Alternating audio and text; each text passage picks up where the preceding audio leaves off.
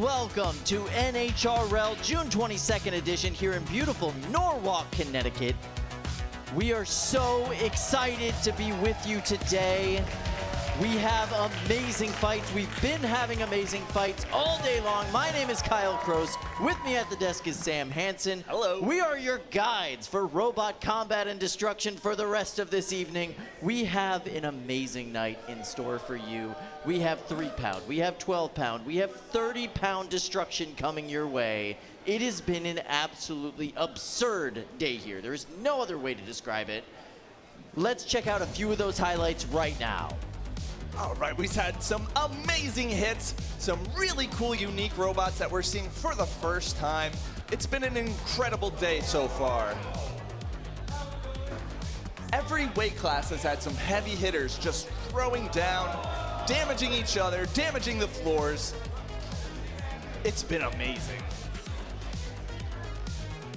We've seen some of our favorite robots just getting upset. We've seen newbies just really tearing up the old heads. We've seen folks from all over the world. And we've got a lot more coming up. All right, so let's get into some Havoc 101. We have 3 weight classes, 3, 12, and 30 pounds. This is a single elimination tournament. Your objective, knock out your opponent within 3 minutes. If you don't knock them out or tap them out, the judges will decide the winner. We have house spots that will give you 1 unstick per match. And by the way, anyone can participate. Anyone? Anyone. If you can drive a bot, you can come here and play. It doesn't matter if you're 3 years old or 103 years old. It's all good. Come on by. It's going to be an amazing time. So let's check out the 3-pound bracket we've got coming up. Up top, we've got the greatest challenge, the Melty Brain. TurboFIEND has been on a tear. Jelly Baby, Radix, Chubby Unicorn, Loopy all the way from the West Coast, WarHard up from Texas, and Comet takes up the bottom. This is such a great mix and match of old talent and brand new robots in this weight class. The 3-pound is full of new talent today. I am so excited to see it. Chris, what do you think about this 3-pound division? In your mind, what do we got going on here? Obviously, things are starting to go crazy over here in the bracket area behind me. We have some great heavy hitters, some surprising early exits. Chainsaw Kitty out in the last round. That is absolutely bonkers. But Chubby Unicorn, WarHard, these are some really heavy hitters in this weight class, and I am absolutely positive we are going to see some of the best fights that we've seen so far this year coming out of this bracket. Back to you guys. I believe him. I believe him. I believe him. The pits are looking absolutely glorious up there. The best of the best is left behind. But right now, let's talk about that 12-pound division. This has been the scariest division all year long. We've got BumbleBlitz going up against Grim Ripper. We've got Avalanche taking on Honey-fied. We've got Caldera taking on the full court. And we've got Weather Report taking on Carmen. Interesting. I'm seeing a lot of honey-cracked robots in this bracket here. Honey-cracked is the team to beat in the 12-pound division, but don't count out Caldera and Carmen, 2 of the old school bots in this division that are tearing it up as well. All right, let's check outside the cage with Lindsay over here. Hi, Lindsay. What do you think about the 12s? Hi, Sam. I am so excited about the 12-pound bracket. There are a lot of familiar faces in there, including the 2023 defending champion full court, driven and built by Coleman Christie. But he has a lot of very strong competitors that he's going to have to make his way through. And we are going to be right here along for the ride. I am here cage side, bringing you interviews, bringing the emotion, bringing the story that you want to know about. So I can't wait to see how it goes. All right, Lindsay, thank you. So let's take a look at the 30s, Kyle. Oh my goodness. Ares versus Mirage. Darth bot versus KaZaA Lite. 2 of the weirdest bots here. Anxietii taking on Split Personality. Phenomenon taking on BeeForce. I am so excited about the 30s. This is where the most damage, the most destruction, and the most powerful weapons are in this bracket today. Ooh, I'm so stoked to see some familiar faces on this list and, you know, some robots that I haven't ever heard of before. So I'm excited to see how they fare against the old heads. I'm excited to see what damage comes. And quite frankly, I want to see some fires. I want to see some sparks. I am so excited Split Personality has made it this deep into the bracket today. It's a cool new bot. I'm very excited to see how it performs against Anxietii. Anxietii has been around for a little while. They are incredibly destructive. Going to be a tough matchup for them. And I love the fact that KaZaA Lite, a flamethrower, has gone this deep today in the 30-pound weight class. You never hear about a flamethrower in 30s doing this well. No, it's been since, I think, Dragon Princess. And Absolutely. that was a long time ago. And she was much more of a control bot with a flamethrower kind of added into the mix for funsies, right? Yeah. Amazing performance, great driving on that bot. But this is something completely different. This is pure fire, pure heat, and it is so cool to watch. Oh, I can't wait to see what it can melt or if it gets melted itself. All right, so thank you guys so much for joining us today. This is prime time here at NHRL. Let's go check out our first 30-pound fight. Let's meet our competitors right now. And this is Ares, the resurgence of MIT Combat Robotics, bringing it out right now. This is a team that lay dormant since the pandemic. They are now back in full force. Oh, and there you see joining them. Mirage. Mirage is such a fascinating bot. Giant weapon, huge body, shuffler pods? Yeah, surprising to see the shuffler pods tucked away in the back there. That's interesting. This is just such an amazing robot. Look, they're turning it on right now from underneath. They're gonna flip it back over and get it ready to go. Now, I gotta say this. We've seen Mirage go up against similarly well-driven vertical spinners today. They've struggled a little bit. But here we see Mirage qualifies, and Ares, if they win, Anxietii qualifies. That's just how the math shakes out today. So Mirage hoping to stay in the bracket and hoping to qualify for the World Championships at the end of the year. And that's because Ares is already qualified. That's absolutely right. All right, let's throw over to the fishbowl. Our boys in the booth are going to call this fight for us. Thank you, Kyle. This is Ricky Willems checking in here with Adam Wrigley. We will be giving you the play-by-play today for all of your fights. Robotic voices raining down from on high. We have a great view sitting in our complex and state-of-the-art control room. Surrounded by screens in here, and we can see everything up close and personal with multiple replay angles and everything else. So excited to be giving you the call from in here. Yeah, I am excited for this matchup. Ares has really jumped onto the scene really intensely, showing up with a fire-based mini bot and a very potent vertical spinner main, we'll say larger segment.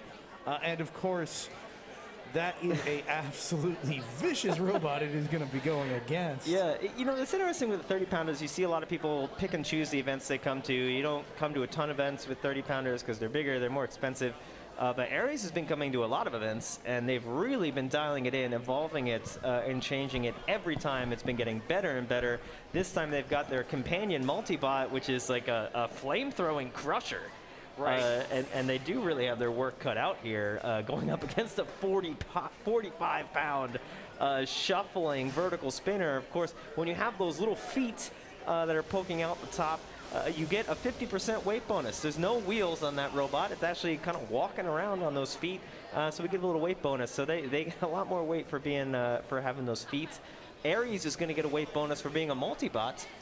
So you've got a combination of, I believe it's probably, what is it, 42 versus 45 pounds in here right now? So these are roughly the same when you combine the two of these smaller robots. The weight is in the ballpark. Still, though, having one big a honking robot with a really intense weapon on the end. And this is worth pointing out. That robot has no wheels whatsoever, and it has no friction-reducing element on the front end. So its front is just dragging on the ground. Makes it very hard to push around the arena. The floor is so pretty. I don't think it's going to be quite so pretty at the end of this fight. No, I think we've got approximately 5 seconds left of pretty floor. We'll see what Aries does here. They're lined up to take a big rush. We'll see. Yeah, I would expect that. That is a big spinner on its opponent. They want to get to it as quick as possible. Fight, robots, fight. And that is exactly. Wow! Flying up into the wall, upside down already. That takes some serious guts to go weapon to weapon with something as big and dangerous as Mirage. Aries having a little bit of drive issue here. Looks like their left side is down after that initial hit. Is this going to be enough? We've seen Mirage get stuck on its head earlier today. They kind of did the thing, as we say. Weapon to weapon here. Not what Aries wanted. That is a bad spot for Aries to come out of it. We're not seeing anything from its mini-bot. Aries, both half of Aries are having drive issues. And, you know, I am very surprised here. I thought Aries was going to come on and put on a show, but... You'll notice, though, Adam, the weapon is currently down on Mirage. Oh, not anymore. No, not anymore. I spoke too soon. They heard you, and they turned it back on. Aries stuck on its head, calling for an unstick as Mirage goes after the flame bot and dismantles it in the background. Bot is nothing but a pile of parts now, and the main robot for Aries is just sitting duck in the arena right now. It seems that those drive issues are a little bit worse when they're upside down. You know, the weight distribution is not right. You've only got a couple of rear wheels, and with only half the drive, Aries unable to move. Looks like Mirage is going to take this, and you got to think this is an upset. Mirage coming in and defeating MIT and Aries, who have been having great performances all season. Mirage is an absolute force today. They are so unshakable in their performance. Such a stable robot, such a heavy hitter. Aries just propped up against the wall. You can hear the crowd counting them out. That's it. Very impressive performance from both robots, but obviously much more so from Mirage. That robot has every view in the world to take it all the way to the finals today. You know, Aries came out early, won the first engagement. You thought they were going to be able to take it with Mirage up on their head, but Mirage able to get back on their feet. And it was all Mirage from there on out. Aries had nothing against the mass of Mirage. Yeah, you gotta wonder if there were some tactical errors in the driving on Aries today. They were able to win a few exchanges, and that one that didn't go in their direction, would a half a centimeter, another half a degree in some direction have changed that? It's hard to say, but it does leave you wondering. A close fight, but let's throw it back to the desk. Wow, that was absolutely impressive. The hungrier Mirage able to pull out the win there. That's not what I was expecting. Not what I was expecting at all. Now listen, Aries is already qualified for the World Championships, so it is quite impressive to see Mirage defeat a qualifying bot like that, but maybe that had something to do with it. Let's check out the replay right now. That first hit was just about all Aries.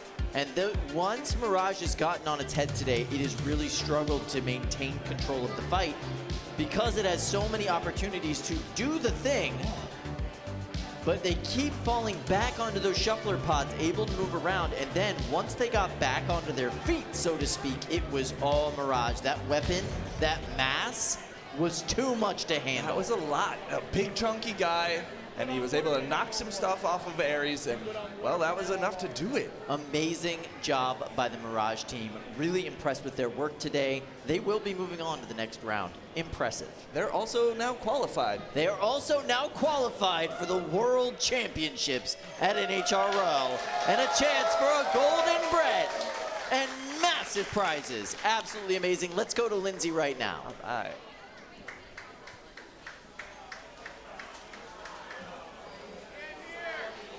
Uh-oh. Let's turn Lindsay's mic on. There we go. All right. All right. So we'll go back to Lindsay in a little bit, and she'll check in with that team. But I'm so impressed with their work. Absolutely amazing job. Really fascinating design. Yeah, Giant, chonky weapon. Where did they come from? Where did Mirage? I haven't heard of them before. So when there's heat over a water source or over a flat surface, there tends to be some sort of distortion in the air, and sometimes you get a little bit of a hallucination, if you will, that you believe you're seeing something that you don't. In most cases, it's water over a desert surface, and you refer to that as a mirage. Okay, and then how does the walking bonus for weight? Oh, I don't know. I thought you were just asking for the definition of a mirage. Oh, no. Not at all. If you're in a Looney Tunes cartoon, a mirage can be anything. It could be a car. It could be... Wait, isn't a mirage a car already? Oh, yeah, that's true. There is a mirage vehicle. That's true, yeah. Yeah. Interesting. Well, now that both of these robots have qualified for our championships in December, they will be back here in Norwalk. And I could see them going head-to-head again, and it could honestly go either way in the future. This one was not exactly close, Kyle. Not exactly close at all. No, but Matthew it started Marini, out that way. This is a brand new robot in the 30-pound weight class. All right, now let's go to Lindsay. Lindsay, tell us what's going on. Kyle, thank you. I am here with Matthew, the builder of Mirage. This is his first 30-pound robot, his first time here at NHRL. What was your thought process going into facing the front runner in this competition? Definitely was not expecting to win that, but it was a good match. They fought really well. Yeah. And what's your thought process going into the future? Do you have a strategy for your next opponent? I don't even know who it is yet, so we'll have to see. Was not expecting that. All right, well, good luck to you. So excited, and get back in the pits. I don't think you took a lot of damage, but see what you got to do. I hope not, yeah. Thank you, Matthew. All right, I'll go ahead and say it. He's got to face off against either Darth Bot or KaZaA Lite, and quite frankly, from like a rock, paper, scissors of combat robotics standpoint, he's got a great chance. I'm very excited to see how he moves through the rest of this bracket. I was not expecting the outcome of that fight, but that upset, if you will, really changes the way that top of the bracket looks going forward in the 30-pound weight class. That's going to be crazy. All right, so let's meet our next competitors, Kyle. Who do we got? So this is Anxietii and Split Personality. Two very similar robots. Loading in right now. We got some undercutter violence going on. Now, both of these robots spell their names with an I at the end. Is there a relation between the two? I'm seeing Robo Jackets on the, I believe, Split Personality side. Yes, these are both, I believe, Robo Jackets teams. Split Personality is, yes, from Atlanta, Georgia. So it is part of the Robo Jackets team. Keaton Sadowski, 30-pound robot. This is their very first event here at NHRL. Now, Anxietii, we know, is part of the Robo Jackets team. It is their preeminent undercutter design. It has been here many times in the past. And the way this team likes to label their robots, the first iteration has one eye, and then they continue adding eyes as they improve on and iterate on their designs. Okay. So this is the very first Split Personality. And the second Anxietii. The winner of this does qualify for the World Championships, so this is a big deal for these Georgia teams. Let's go to our friends in the fishbowl. Thank you so much, Kyle. We are going to jump right into the action in a minute here. I can't help but second my excitement for both of these robots. Big, heavy hitters, and of course, with a championship golden ticket on the line, the excitement and anticipation just could not be higher. Yeah, you know, making the top four is big. Getting that ticket to the championships later this year in December is what every team is here to do. The Golden Dumpster tonight, of course, a huge prize, but you want to make those championships later on. Let's see who does. And away we go. Split Personality off to a rough drive start. Anxiety not. Ooh! That was loud. Nice smack. Split Personality, actually those panels are solid titanium. Yeah, it's a lot of armor on that robot. It is. You can, since with the density of titanium, you can put thicker armor than you would if it's steel or, you know, some other heavy alloy. Sparks flying off of Anxietii. Yeah, a big hit off the bat, and since then we've seen a lot of deflections off these wedges of both robots. Each of these robots has a wedge that is a very good counter to the other's weapon. It's an interesting little battle of horizontals here as they try to get around and catch something on the opponent. They have a little bit of a game of chicken. They can go weapon to weapon. Oh, that's what Anxietii wants to do. Come in below the armor. Can they nick one of those wheels? Sort of. Oh! Speaking of armor, an entire armor package off the left-hand side of Split Personality is now missing. The panel looks pristine, but it's no longer attached. It just tells you how strong those panels are. When you're snapping, you know, 6 1/4-inch or 3/8 bolts, like they're not there. Yeah, so now that's gonna, you know, be tough for Split Personality to drive. They know they can't really expose that side, but they're also seemingly having drive issues now. Moreover, it seems like the weapon on Anxietii has been flawless so far, spinning the entire time. Split Personality has been struggling to keep that going even for minutes, like even moments at a time. Maybe, you know, first rev jitters here for Split Personality as Anxietii a little bit more dialed in with that second eye.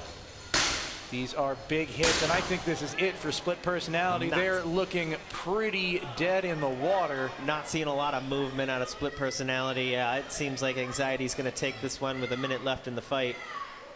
That was a big jolt just a moment ago on the side of Split Personality. Look at how loose the bolts are on Split Personality on the armor. Quite a fight there, you know, a lesson in durability and the details of the design. Anxietii able to last. Split Personality couldn't take the hits. Early on, it looked like a back and forth, really close battle. But you're seeing the refinement and the details of the Anxietii design win out there as it's able to peel off the armor and just slowly rip apart the insides from shock. So, yeah, let's hand it back to the desk. Quite a fight. All right, so the experienced side of the Georgia side of the bottom of the bracket ends up pulling out the win. They will have to go on and face the winner of the Maryland side of the bottom of the bracket down below. Let's check out the replay right now. All right, Anxietii spinning fast and consistently able to catch some corners on Split Personality. Getting under them as well. I think that having that extra eye at the end of your name really makes a difference. So hopefully the next version of Split Personality is able to really take it to Anxietii. Absolutely, and let's say it, Split Personality's first showing here, absolutely phenomenal. They did a great job. Just couldn't handle that constant undercutter onslaught of Anxietii. Really well done. I feel like I can't really handle it either. Well, you know, everybody deals with their anxiety in different ways, so it's fair. It's fair. That was an amazing showing from that team. They are going to have to go on and face the winner of Phenomenon versus BeeForce, 2 Maryland teams. 2 teams that have been working together very closely recently, so I'm very excited to see how that ends up. Phenomenon is a muchly improved bot by Brandon Bennett-Young, and that thing hits like a ton of bricks. Scared to see how that happens against 2 smaller bots. So. BeeForce is no slouch, though. Even though they're smaller than Phenomenon, they still hit really hard. They've got good traction on the floor, and they're looking solid. And there's something to be said for trying to formulate a strategy when you have 2 fast, vicious targets in the box with you. Brandon is a good driver, though. He's a very good driver, absolutely. So yeah, the 30-pound division shaking out very, very interestingly. Let's go to Lindsay right now at the side of the box. Lindsay, how you doing? Hi, Kyle. Thank you so much. I'm here with Evan from Anxietii. Oh my goodness, what a match. How did you feel going into it facing a robot that had a similar weapon type as yours? So we put a lot of upgrades into our weapon stack, upgrading from April. So we had a lot of confidence in the upgrades we made. So we were pretty confident going weapon on weapon, but we also had the advantage of having the wedge on our back, so we took full advantage of that as much as we could. All right, and now you're going to be facing a Maryland team, no matter if it's a Phenomenon or one of the robots from Honeycrack. Do you have a thought process going into that? You know, depends on what it is. You know, we're swapping for forks or wedge, whatever best suits the situation. But, you know, just keep running everything as it is. It's been working great so far. Yes, it has. All right, so good luck. Get into those pits, and we'll see you in a little bit here. Thank you. Appreciate it. All right, something I really like about Evan, I can't tell that there's any anxiety there. No, not at all. He seems calm and confident. Cool, confident, collected. In the meantime, let's check out some folks that are about to enter a box of doom. They might be feeling a little anxiety. Let's check out our next competitors right now. Maybe. Let's do it, Kyle. Let's check them out. Here they are. We've got Darth Bot coming out, and behind them, KaZaA Lite. I love this robot. It is so fun. Darthbot is nothing but scrap and determination and evil motors of doom. And maybe a touch of tetanus. That thing is rusty. It is literally the rustiest bot that has ever existed. And they're going up against KaZaA Lite, the deadliest flamethrower we have ever seen in the 30-pound weight class. Yeah, so apparently Darthbot was so rusty that he had to inject a bunch of oil into the main bearing before he could even get this thing to move. It's been sitting outside all of the off-season, just getting more and more rained on to the point where even the main bearings were rusted closed. He said he just left it outside no over tarp, winter. No nothing. Now, I will say the winner qualifies for the World Championship. I want to see both these bots at the World Championship, so I'm kind of bummed that the winner of this qualifies for the World Championship, because these are two amazing competitors with really cool designs. In the meantime, though, the box is closed, and that means we go see our friends in the fishbowl. Thank you so much, Kyle. I gotta say, I'm excited for this fight. We have a flamethrower robot. That's always fun. And I have a little personal soft spot. Darthbot is built by a person who's another alumni from my alma mater, and I always love to see a little Rensselaer Polytechnic pride here in the box. I love the aesthetic difference between these bots. You know, Darthbot with the authentic rust finish from sitting outside all winter, going up against the clean KaZaA Lite straight edges box. They call that a patina. Yeah. This, you know what's amazing to me is that the front wedge on KaZaA Lite is actually rusty. It looks clean and nice in comparison to its opponent. Any other robot in this arena right now, and we'd be saying, you know, KaZaA looks a little rough around the edge, a little scraggly. No, it's, see what I mean? That's a little rusty. Now, this is an interesting fight. You got a big wedge going up against a horizontal spinner. Now, historically, you know, that's a wedges fight to lose. We'll see how it plays out here. You know, I expect to see maybe a little box rush from KaZaA Lite here. I want to see some flames coming up between the cracks on Darthbot or something. Could be some fun here if both bots work to their potential. But there are some sharp edges there on KaZaA Lite that could get caught by Darthbot for sure. Absolutely. Those hard edges are a perfect target. If they don't hit dead square on the middle of that wedge, they're going to have a bad time. The other thing we got to look for, KaZaA Lite is a robot that has a hard time igniting. Once it's going, but it can take a good 30 seconds before they get an ignition. Yeah. In which case, they're not doing any damage. Sometimes you can use the sparks of the impacts to There light. we go! There it is! That's the fire we want to see. Barbecue that Godzilla. Sharp edges on your wedge don't matter if you can just stay several feet away and flame your opponent from a distance. Yeah, there's there are barbecue. Look, there's little bit. Oh, Godzilla is on Godzilla is fire. on fire! What's scarier than Godzilla, Adam? A flaming Godzilla. Look at that. KaZaA Lite giving up on the distance, just going in for the hits here. Darthbot having trouble moving. You know, moving enough to avoid the count out, but not enough really to take it to KaZaA Lite. Look at that fire erupting through the rusted cracks of Darthbot. That's what KaZaA Lite wants to see, getting under. I'm not seeing any movement now, or hardly any movement of that shell. You know, it's almost like they freed up some of the mechanisms, even a little bit more movement out of Darthbot. You know, sometimes when I'm having trouble getting a bolt loose on an old car, I take a blowtorch to it, and it just works a little better. Loosen it up a little bit. Now Darthbot having some issues spinning up. Oh, no! Godzilla goes flying. There we go, getting up to speed. KaZaA Lite needs to get in here and slow it down. You don't want to get that kinetic energy built up too far.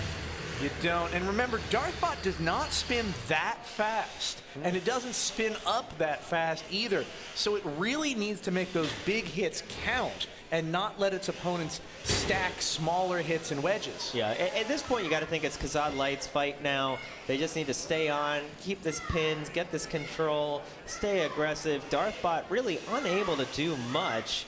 Although KaZaA Lite is having trouble releasing this pin, of course, with the judging rules, if you're unable to release a pin, the pin doesn't count for your control points if you have to be separated like this.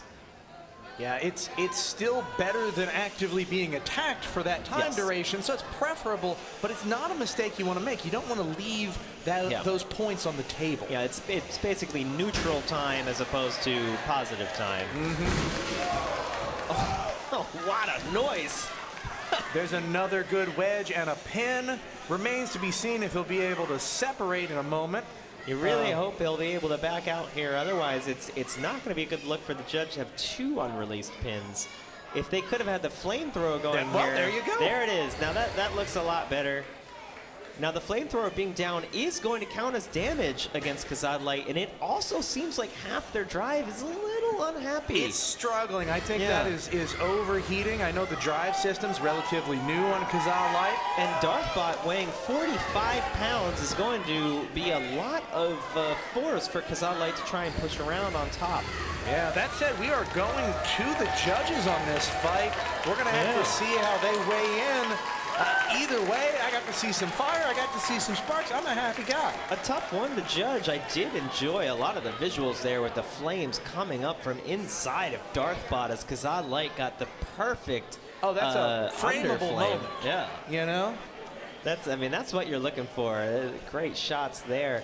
A tough one to judge. You know, I think KaZaA Lite gets control, they get aggression, but Darthbot actually taking the damage. But we'll throw it back to the desk to see some replays. That was an absolutely amazing fight. Two of the most interesting bots to make it into the 30-pound final or 30-pound division there. Really enjoyed that. Crazy back and forth. Fascinated to see what the judges say, but in the meantime, let's check out a replay. KaZaA coming out hot. Started by blasting the flames from a distance. I think they got bored of that eventually and started to try and get under Darthbot with that wedge to get the flames inside. And you can see Mechagodzilla getting cooked right there on the top. To quote the famous song, "Oh no, they say he's got to go. Go, go, Godzilla." Just burning up inside of there. Look at all the beautiful flames inside the robot, and there's Mechagodzilla. Rip.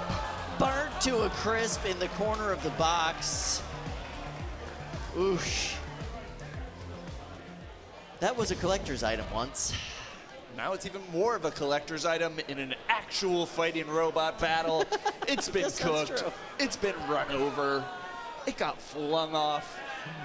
Check it out on eBay. Check it out on eBay. Yeah, Alex will put it up there later on, I'm sure. That'll be really nice. That was an amazing fight. Cannot wait to see what the judges have to say about that one. What would you say? I think I'd have to give it to KaZaA. Really? I was thinking Darthbot. Really? Yeah. Because the damage that Darthbot took was the Godzilla got burned and knocked off. True.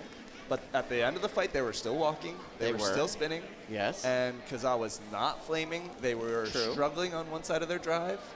That adds up. In the meantime, let's go check out Lindsay. Lindsay, how's it going? Hi, Kyle. Thank you. I am here with Joshua from KaZaA Lite. I have to say, before the match, you were riling up the whole crowd. You're getting the energy pumping in here. How are you feeling going into this match? I'm feeling a lot better. I don't know if you guys saw my first match today, but after that, things couldn't get much worse, so it was only uphill from there. And we'll see where it goes. This is my first 30-pounder, and it's been a great day, minus the heat, but, you know. That's amazing. How did it feel to torch Godzilla? It felt amazing. I wish we got a little more pushing. We got to add some front forks so that we're able to push without all the weight being on our bot, because we're only 19 pounds, so having 45 pounds on you is a little much. All right. Well, thank you so much. I don't know if you took much damage either, but go check it out, and we'll see you in the next fight. Sounds good. Thank you. Thanks. Wow, what a fun fact. Apparently KaZaA Lite is only 19 pounds? That's what the Lite stands for, I guess. I guess so. That's absurd. Well, wonderful job, Josh. Josh has got a great attitude. He's got a great bot, and I think he's done a phenomenal job today with his first ever 30-pound division robot. Yeah, they could practically just add a second KaZaA and almost be within weight. Yeah, right? Add some unconventional locomotion in there. All right. So we do have a decision on that fight. Let's see what the judges have to say. And your winner, KaZaA Lite by quite a margin. Nice job, Josh Reinhardt. Moving on to the next division and qualifying for the World Championships at the end of the year. That is so exciting. I am stoked that there's going to be a flamethrower in the 30-pound class at championships. That is so incredible. I am so excited. That means there is a chance for a 30-pound flamethrower going home with a golden Brett at the end of the season. I cannot even believe that's a possibility. How cool is that? So cool. I love it. Congratulations to Joshua. What a great guy. He brings awesome energy up to the pits and down here into the box. Thank you so much. All right, so 30-pound division literally heating up. Yeah, I guess I was wrong about that, JD, but it makes sense when you think about it. He controlled a lot of that fight. He really did, and he was the aggressor in pretty much every engagement. Yeah. So it makes sense. Holding your opponent up in the air and blasting flames underneath them twice in the same matchup, that's going to bode well for the judges in that one. It looks cool, and I guess the judges agree it looked cool And enough. that will be on highlight reels for a while to come, so I'm really excited to see that. All in all, pretty happy with his performance there, and Josh is such a cool guy. Yeah. Right? I haven't interacted with him much outside of today, but I love what he's done with his robot. I love that he grew up from the smaller KaZaA, and he's exploring with the bigger bots and learning lessons, and it's just exciting to see that path, like from the small bots to the 30-pounders, where the real meat of the hits are, where the heavy hitters live.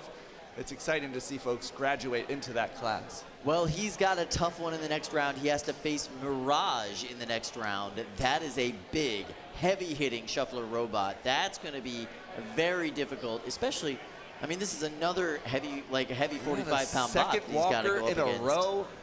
The Mirage is a bit more mobile, though, than Darth bot. The weapon hits a bit harder, too, so he's definitely got to get all his bolts tightened up, everything laced up proper, those batteries charged to the tippity top. It's going to be a tough one. So let's get ready to check out our next competitors loading into the box right now in Cage 1. This is our Maryland side of the bracket. Let's Phenomenon versus BeeForce. Bone Dead Robotics versus the Honey Crack team. Two very closely related teams from Maryland. They do phenomenal work. These are vertical spinner robots. BeeForce is two equally weighted multi-bot configuration hub motor spinners. Hub motor being the weapon motor is actually inside the blade, adding its weight to the blade itself. And Kyle, if I'm not mistaken, I believe Brandon and Phenomenon have taken on a hub motor for this one as well. That is exactly right. This is a new hub motor version of Phenomenon, the biggest upgrade for them. Now, the winner of this matchup qualifies for the World Championships at the end of the year. This is going to be a test of driving, weapon reliability, and resilience throughout this matchup. I fully expect this to go 3 minutes. It's gonna be intense. All right, let's head over to the fishbowl with Ricky and Adam. Thank you, Sam. We are going to jump in here. I, as a Maryland native myself, am extremely excited to see two hometown teams going at it in the arena. Who's your money on in this one, Adam? Ooh, this is a tough fight because Phenomenon has so much power, but the BeeForce team has been working really well together as a team. But I think if I had to pick, I'm going to go Phenomenon. Phenomenon is an absolute powerhouse in this weight class. Certainly that's the smart money in terms of gambling odds.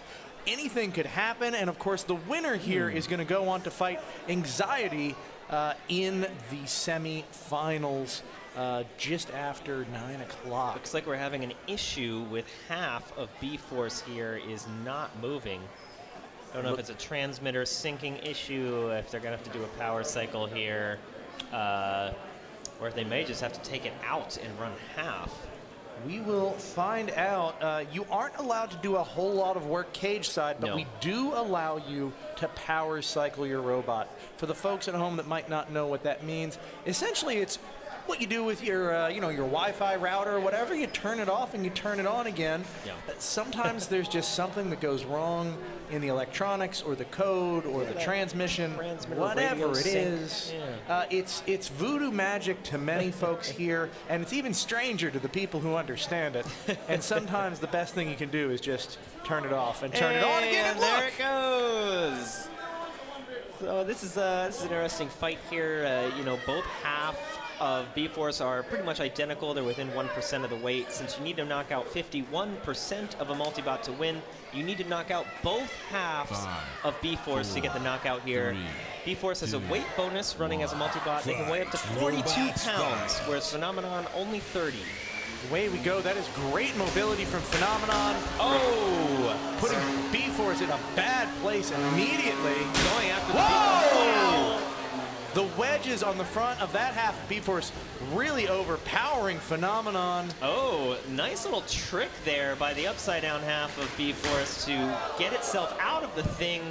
However, unfortunately, it's now gotten itself back into the thing on the wall. The treads give it a good amount of mobility, might be able to get back on its feet. Yeah, I could see it happening, but it's going to take a few moments.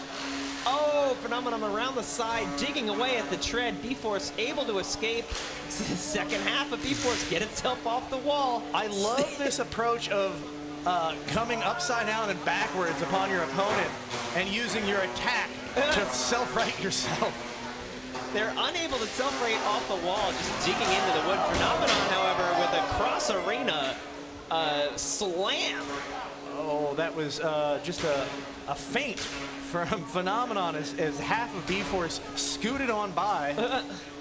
Now, Phenomenon's fork is stuck in the air. That could be a big issue here as they flip the other yellow half of BeeForce back.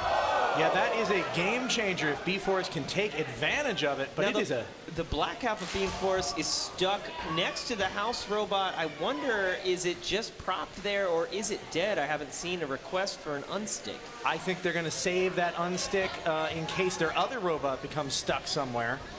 Hard to say for sure. I don't know if this is an official. That does look like an official unstick. And there they go with only 1 minute and 17 left. I guess they figure... the weapon on the yellow half of BeeForce has been down for some time. Unable to take advantage of the fork issues that Phenomenon's having, keeping Phenomenon away from getting these hits. The black half flipped back over. Now the black half is driving a little slower. BeeForce having a bunch of issues here, taking these hits from the larger Oh, this is great control. Look at this pin from BeeForce on Phenomenon. When you can do that and show off that, hey, I'm still a lethal force even without a weapon. And able to release the pin. The black one's weapon not really spinning as fast as we're used to. Phenomenon getting another hit there. Oh! Yeah, the black half is definitely struggling. Phenomenon showing off at the end of the fight here. I think Phenomenon had a good beginning. Oh, what a place to get And stuck. they might get the KO with 20 seconds left, and both halves of BeeForce stuck upside down. What a show of driving prowess from Brandon Bennett Young in Phenomenon today. A stupendous place to leave your opponent if you want to make an impression in the judges, but it doesn't matter.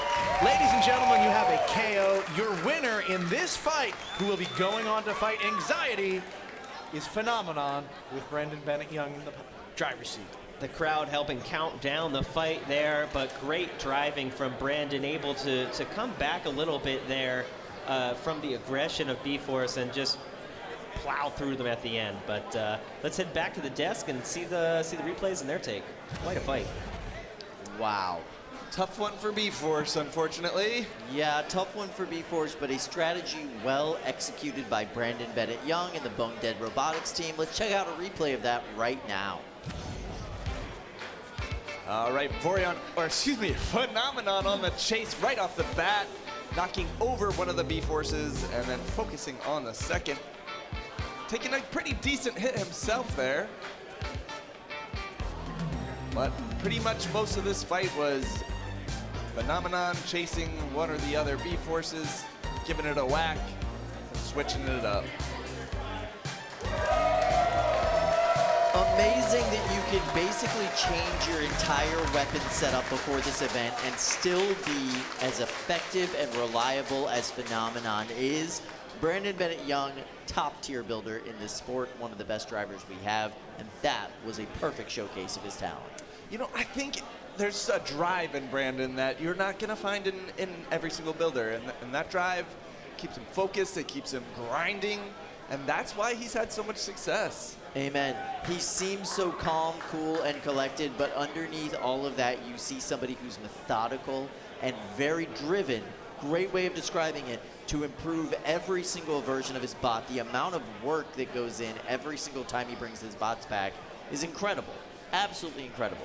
Yeah, he's got a suite of bots too. It's not just Phenomenon, it's not just Vorion. He's got a bunch of robots, and every single one he's always striving to improve. It's really admirable, and it's paying off in the box. All right, let's go up to the pits with Chris. Chris, what do you got for us? Hey guys, I'm here with John Juarez and WarHard.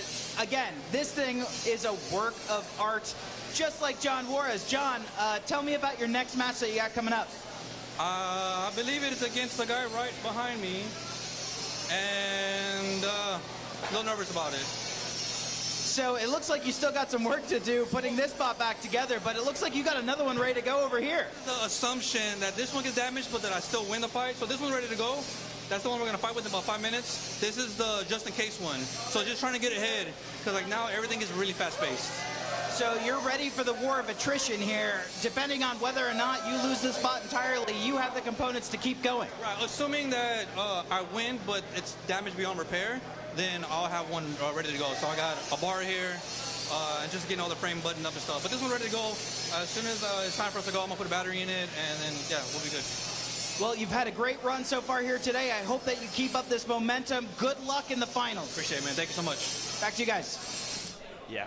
There is so much energy coming off of Jonathan Juarez. I've had a lot of conversations with that guy over the years, and I've never heard him speak that quickly and concisely. He is clearly focused on making sure he wins that next fight. He's got an amazing robot. He's one of the best drivers in the game, but that Anxietii can really get to you, especially at this point in the bracket. And he's got a tough one coming up.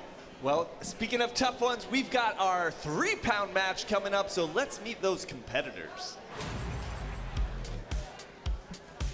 So we've got the greatest challenge and TurboFIEND.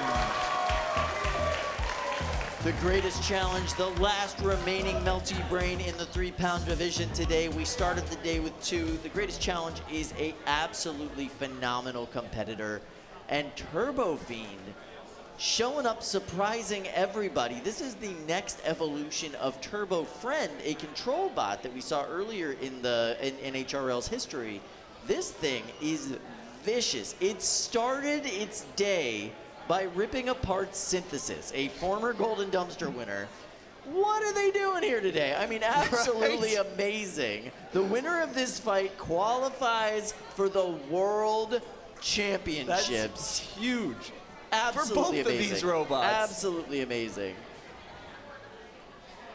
Oh, and I really enjoy the greatest challenges, like entry to their starting corner. Yeah, they just coasted on over there. Little smooth move. I love it. All right, let's go to our friends in the fishbowl, Adam and Ricky. What's going on, guys? Yeah, so I am a big fan of this fight. You know, at this point with the beetle weights, these robots have been through the gauntlet. Each one of them has been just tearing through the competition. Sad to see anyone go home, but this will be a tremendous fight.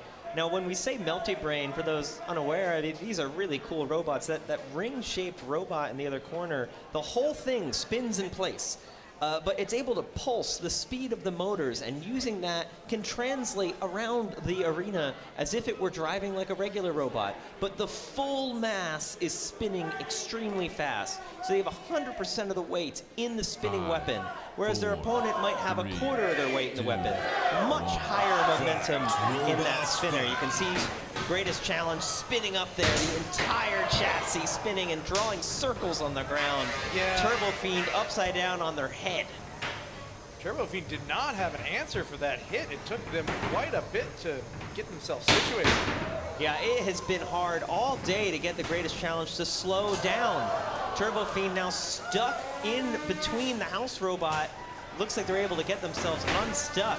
That was a good bit of self-riding, but boy, the Greatest Challenge is just getting great. Oh! What a hit by TurboFIEND. Putting gashes in our arena walls. All day, TurboFIEND has been showing a sort of like slow control. They're not the fastest robot, they're not the most powerful robot, but they're able to get this control, and it hasn't been all day I've seen the Greatest Challenge pinned like this. This is what TurboFIEND wants to do, slow them down, stop them moving. They're gonna have to try and release the pin here. You can see they're caught on the barb. Yeah, this is not an easy pin to release. No, the shape of Greatest Challenge, a little bit unique there, and it's getting stuck on the barb of TurboFIEND. Yeah, those little hooks on the front forks of TurboFIEND, usually very helpful when you can continue to ram your weapon into your opponent. Oh, now they're stuck in the wall. Now that first unstick was more of a split, so I believe each robot still has their own unstick. What a hit there by TurboFIEND again, tossing Greatest Challenge up into the air. So much energy, but you'll notice TurboFIEND is down a weapon now. This fight has gone dramatically in the favor of Greatest Challenge. If they can continue to land hits, they will have won damage, and they probably will have run aggression. Amazing how much quieter Greatest Challenge is when they're running up speed versus TurboFIEND. It's especially impressive because Greatest Challenge as a Melty Brain, those are usually loud robots. Yeah. And it's going fast. I mean, it's dishing out big hits. Yeah, I think that it's not the fastest spinner in the world, but I think it's still spinning at close to 100 miles an hour. And so much, again, so much momentum, able to really impact the opponent, get big bite. Now look, see that glowing kind of blue color coming off of Greatest Challenge? Well, now all we see is purple and orange. This is the thermal camera, you can folks. see the motors on Greatest Challenge as they spin around within the ring. Yeah, you can generating also heat. see the tire tracks. There's so much friction against the floor. These Melty Brains are difficult to build because every part of your internal is taking the full force of the impact of these hits. It's true. Everything needs to be super solid. We're going to come down. I'm pretty darn sure we're going to be looking at a judge's decision here. Yes, we're coming down to the last 10 seconds. You got to think that the Greatest Challenge has done enough here, coming out of the fight basically unscathed. Yeah, especially with a nice hit there at the end to show off. TurboFIEND's only real moment of control negated by the inability to release. Of course, if you can't release the pin when the judge says to release, it doesn't count. And it makes sense, too. Remember, it's to show off control. And are you really in control if you can't stop doing the maneuver that you are attempting to do? And so you really got to think that Greatest Challenge is going to take that one. What a performance. Yeah, you just love to see an engineering feat like that come together and perform like it's intended to. Yeah. So with that said, I think we are going to head back to the desk. Kyle, Sam, can you take us away? Absolutely, fellas. That was a fantastic matchup. Two top-tier competitors. I gotta say, if that's the end of TurboFIEND today, I'm a little bit sad. Yeah, I'm kind of bummed. But, I mean, the greatest challenge is an amazing feat of engineering. Yeah. Really cool team behind it. It is. And well-deserved victory. Let's go ahead and check out this replay. Look at these hits. Massive impacts. Nothing the TurboFIEND can really do. This side of that robot just keeps getting smacked. Now, they were able to get a few pops. But not enough, you know? Not enough. Those side impacts just kept wearing away at them. Look at that. UFO launched into space on that one. Yeah, maybe that TurboFIEND had that one solid hit for the whole fight, but didn't quite pull it off. No. By the way, I do have a new friend joining us up here. This is the melted Mechagodzilla joining us here. Is it still hot, Kyle? No, he's cooled off, Okay. and he's actually mostly intact, but he is charred crispy. I'm going to have to wash my hands after that. But he's here. He's going to be at the desk with us for the rest of the night, so enjoy. He's hanging out. A good addition to the desk, you know? Listen, you know, better here Full of than energy. Tokyo, okay? Look at him. He's looking great. He's so crispy. Are his eyes bugging out? Oh, yeah. All right. Oh, yeah, he's melty. His eyes are bugged out, and he's all the way melty. But, you know, it survived to fight another day. I don't think you could put this on another robot, though. It's not structurally secure anymore. It is very much so falling apart. Well, I'm excited for the greatest challenge qualifying, but here is our poor, sweet Godzilla friend getting cooked and booked. Yeah. Oosh. Oh, yeah. It The could hold up slow to BBQ. Godzilla's atomic breath. It could not hold up to this. It did have a nice moment where it ejected, though. That was exciting. Now you can see the inside cooking on Darthbot. Ugh. Flamethrowers at 30s is scary, ladies and gentlemen. It's terrifying. That was an amazing fight. We've got more amazing fights coming your way. 30-pound division is shaping up to be crazy, but we are still in the 3-pound bracket. I got to tell you, TurboFIEND, we're still waiting on the judge's decision on that one. They have been, I can't even describe how phenomenal they have been today, going through this bracket, going through the first qualifying rounds. It is going to be very strange to see them go away, but going out to the greatest challenge?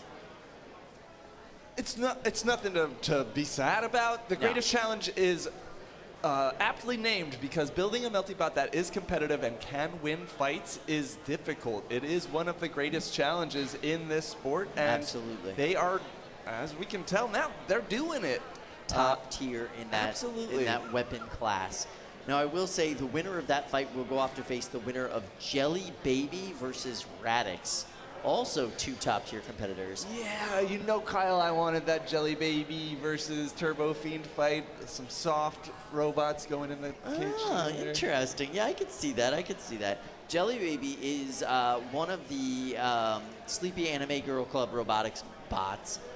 Absolutely amazing. Cool that they're the kind of the last one in the competition today, actually. Again. Not expected, but amazing. Again. Yeah. When they fought the first time, I think it was in April or... I believe it was April, yeah. They qualified for championships. Yep. They went farther than Chainsaw Kitty. Still out of in the nowhere. bracket right now. Chainsaw Kitty not in the bracket anymore. So, yeah, really surprising. All right, ladies and gentlemen, our judge's decision is in. Let's see what the judges have to say. Find out with us on the screen. The greatest challenge, 12, 12, 10. Huge margins for victory. So congratulations to them. They are moving on to the next round in the bracket. They'll have to face the winner of Jelly Baby versus Radix. But in the meantime, let's go ahead and meet our next competitors entering right now.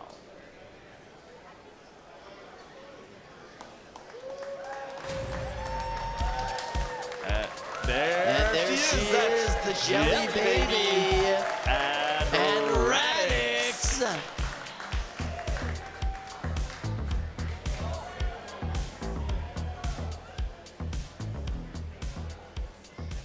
All right, the builders are loading into the cage.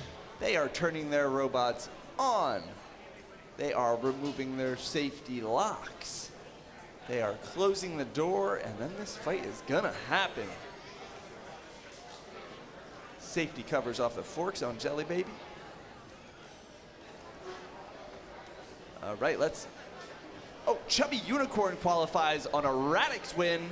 On a Jelly Baby win, Chubby Unicorn qualifies, and on a Radix win, well, Radix qualifies. Makes sense. Well, I certainly hope that Jelly Baby can help their teammate get qualified. That's a lot on the line for them. Let's go to the booth right now. Thank you, Kyle. Boy, I love it when Jelly Baby gets to sit in the pink corner. It's like a poppin' pink lemonade. In this case, going up against like a blue raspberry, blue razzmatazz kind of situation. Interesting matchup here. You don't see Jelly Baby running any sort of wedge, just going straight in with forks against a horizontal spinner and winning the first engagement here as Radix nothing doing against the front setup. No, this is a very effective wedge situation, and Radix is a robot that gets very destabilized very fast. Big hit to the top of Jelly Baby there, but it doesn't seem to have done anything. No, remember that Jelly Baby name is not just for fun. It is a squishy robot in a lot of places. Yeah. And that padding takes a lot of punishment. Nice little self-right there. Always fun when the robot can flip itself back over. Jelly Baby's robot flipper, deceptively fast little pop it can give people. Just toss them up a little bit. Doesn't seem to even need it here as it's just able to send Radix flying using Radix's own kinetic energy. Yeah, it is both fast and powerful and unnecessary at the moment, although I believe we'll see it here in just a second. Radix really no answer for the shape on Jelly Baby. You see a little flip there, just waiting out the pin counter. And that is the smart move here is you take that pin almost all the way up to the pin count limit, and then you pop your weapon, your lifter, whatever it may be. Some people would say, like, why wait? But as a control bot, you want to show control and you want to run down the clock. Every second you're driving around is a second you could get smacked with that spinner in the wrong spot. So if you can hold that pin, you want to hold it and run down that clock while you're scoring points. Tremendous design here on Jelly Baby. Just able to drive Radix around the arena, almost teasing them. The weapon getting so close to the wheels here. Yeah, that's the hit Radix wants on the back of Jelly Baby. And Jelly Baby stuck under the wall, maybe. Yeah, it appears so. That is a bad place to be, but they aren't there long. Radix a little impatient, doesn't hit the juicy bits. However, left-hand side drive on Jelly Baby, now out of commission, at least almost entirely. Yeah, I wonder if that was actually a result of that hit. Were they able to get the wheel there? It could be. It could be also something that broke while it was stuck trying to free itself. Well, that's a big change in this fight with 40 seconds to go. I think this will end up getting to the judges. That's a massive swing in the damage score. As a control bot, you cannot give up damage, and that is going to hurt. They're also losing control points now, unable to keep going with their streak. They are certainly failing to gain them at the very least. The points that they gained early in the match will carry them somewhat. And now, they come back to life a little bit, but with 8 seconds left in the fight. Big hit! Jelly Baby taking some big hits. That was Jelly Baby's fight, but my goodness, those last 30 seconds with an emphasis on the last 10, everything turned around. I say this a lot, with a control bot, you have to be perfect for 3 minutes. With a spinner, you only have to be perfect for about 1 second. You get those opportune hits, and now both sides of drive on Jelly Baby are down. This is a tough one for the judges. It's really funny seeing Jelly Baby flop around, I gotta say. You see the referee here entering the results of that little test there at the end, which weapons and which drive were working, letting the judges know so they can score the fight appropriately. But not how Jelly Baby wanted to end that fight. exactly how Radix wanted to end that fight after how it was going. Yeah, after that long on the ropes, one big hit like that is exactly what you're hoping for, and they got their Christmas early this year. And on that note, let's head back to the desk and have them introduce the next fight. Give us a little bit of an instant replay, perhaps. That was quite an effort by Paige and Jelly Baby, but not the way you want to end it. Aiden did a phenomenal job with Radix there. Very excited to see what the judges say, but in the meantime, let's check out a replay of some of the big hits. Yeah, Jelly Baby started out aggressive, taking those hits pretty well, flopping around where she needed to.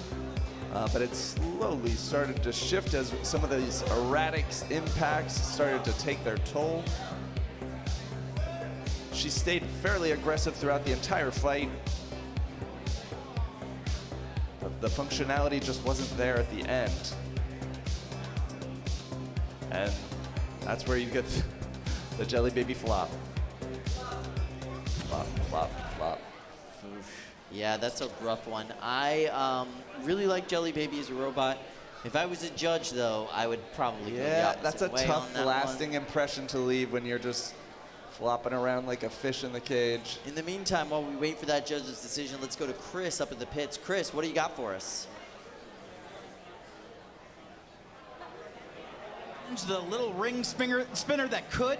Jacob, I'm seeing some pretty gnarly gouges out of the greatest challenge. Is that from the last fight, or is that just kind of the wounds from throughout the day?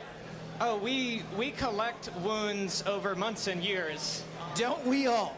That's one of the things I love about this chassis is, would you rather fight a pristine new robot or a robot that has survived so many dings and kept spinning? I'd rather fight the new robot, because if all this has happened to the ring, what are you going to do to it? And like going up against like a really kind of terrifying vertical spinner, you would expect that, like, this is all aluminum, right? 60-61. So, you know, what makes the greatest challenge so resilient? So we invest so much mass into this ring. Over half our weight is just 10-inch diameter aluminum pipe. And that thickness, that mass, is what really creates the great defense for this machine.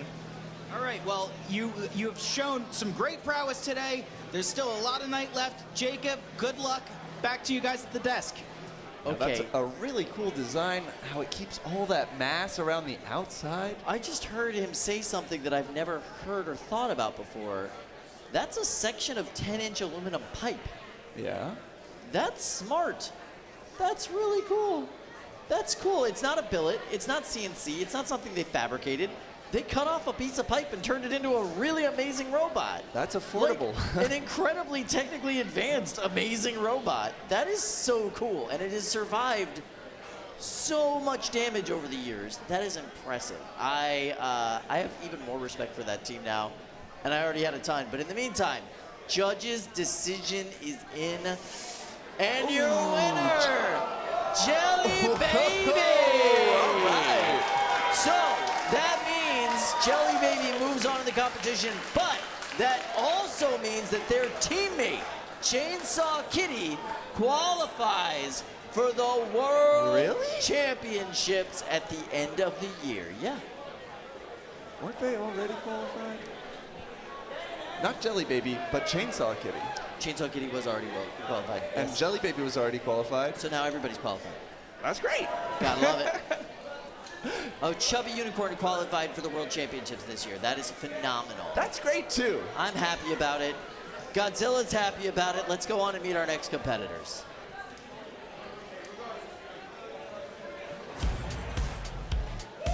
Ladies and gentlemen, Chubby Unicorn and Loopy. This is going to be a super fun fight. Two top-notch competitors, Chubby Unicorn, Tim Hebert. By the way, isn't it his birthday today? Is it? I think it's Tim's birthday today. Big ol' HBD to Tim. Happy birthday, Tim. You've got to fight one of the most destructive bots we've ever seen at this competition. This is Loopy.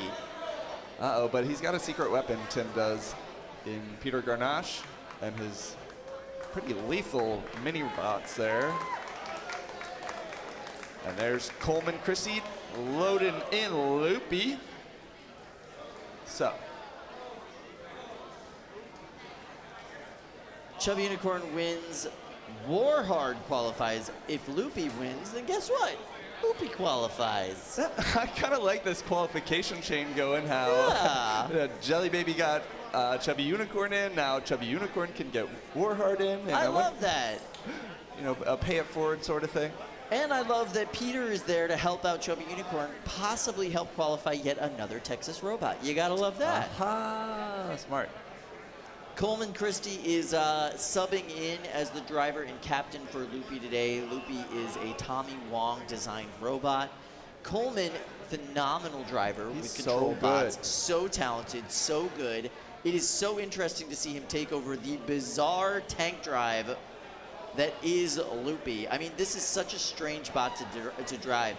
Spinning up the weapons on alternate sides of the bot makes it walk, essentially. It is a kinetic walker, and those weapons are almost a full pound each. All right, let's head over to the fishbowl with Ricky and Adam and see what they have to say about this fight. Thank you again, Sam. This is going to be a fun one. Loopy is an incredibly hard hitter, and I don't know what I can say about Chubby Unicorn that hasn't already been said. Yeah, it hits hard too. Yeah, both bots have been hitting hard all night.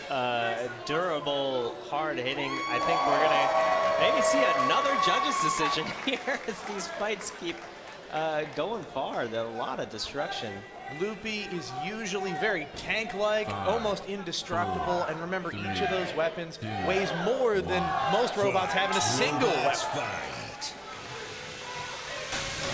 Ooh, big hit from Loopy out of the gate. That's the kind of hit that Loopy likes to deliver. It doesn't spin those bars that fast, but boy, can they throw an opponent when they connect. So interesting thing on Loopy here, it has absolutely no drive mechanism. It just kind of scoots along the ground using the gyroscopic force of its weapon. Yeah, and if you look at the backside of that robot, I feel very safe to say it's a scooty booty. Chubby Unicorn is kind of off its game today. Usually it is laser focused. I mean, it's tough. You're going up against Loopy. How do you even approach it? It's just all weapon. I think it may also be a situation where Chubby Unicorn has some attrition going on. It's had a long day of fights. Chubby Unicorn's wedge half was coming in, had a lot of success when Loopy was on its feet, but now with Loopy upside down, it can't come in without getting hit again by those weapons. Each one of these hits is sending Chubby Unicorn popping up into the air more than it's used to. Loopy so heavy with the weight bonus for the non-traditional locomotion, and all that weight is put into these weapon motors. Chubby Unicorn, though, still going after these big hits, still being aggressive.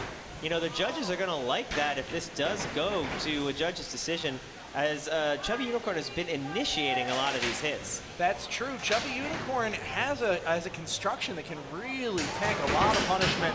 Getting some hits on the chassis there. Oh, and a little bit of Chubby Unicorn going this way in the fight. A minute left, can still turn this. This is very back and forth, folks. Wow. Maybe hitting the roof there. Some big shots from Chubby Unicorn, as both robots are still fully up to speed. Oh, that was a big hit from Chubby Unicorn on Loopy. Loopy still looking joyful and happy. I think that's just that menacing playfulness. The amount of hits these robots are taking and just going and going, they don't look any worse for wear.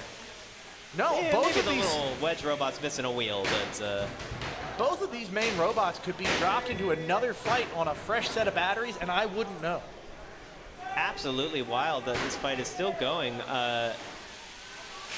You got to hand it to Chubby Unicorn for the aggression. I don't know how you judge control in this fight with everyone flying all over the place. And the only real damage here is to Chubby Unicorn's a wedge robot, which of course could be substantial in the judge's decision. That said, it's still moving around pretty well. It is a functional part. It is functional.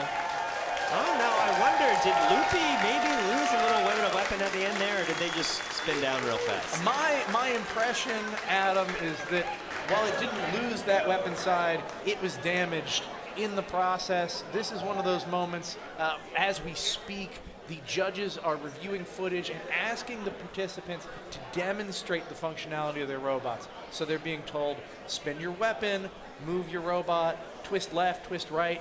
Gives them a full assessment of what damage occurred and what damage didn't. That helps them make the decision as to who won. We're going to head back to the desk. Sam, take us away. Well, it happened.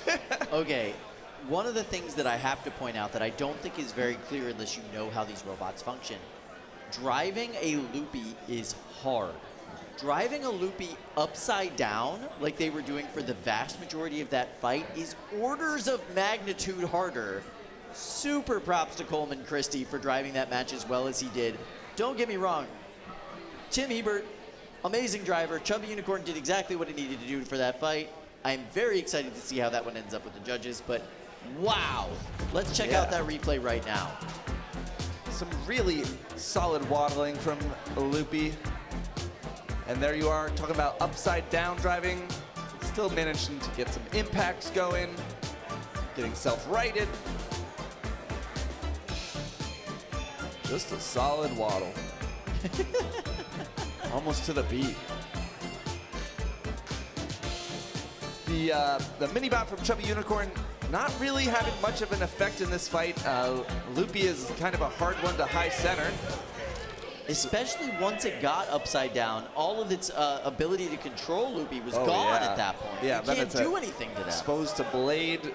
That's not a good combination with that little guy. Wow. And 4-pound Loopy. So will the judges give Tim his birthday wish of a win against Loopy? We'll find out soon, but that was an absolutely insane fight. Two of the best drivers in the game, two of the best robots in the game. Absolutely amazing. Looks like they're still doing the functionality test. Coleman just showing that Loopy is still capable of walking around. Walking to the door. Chubby Unicorn showing, yeah, I can still drive. Drive into the door. I love the rainbow blade on Chubby Unicorn. It really fits in with the theme. You know, pink fluffy unicorns dancing on rainbows. Oh, thank you. You're welcome. I thought a Chubby Unicorn was like a rhino or something. It is. That is exactly what it is, yes.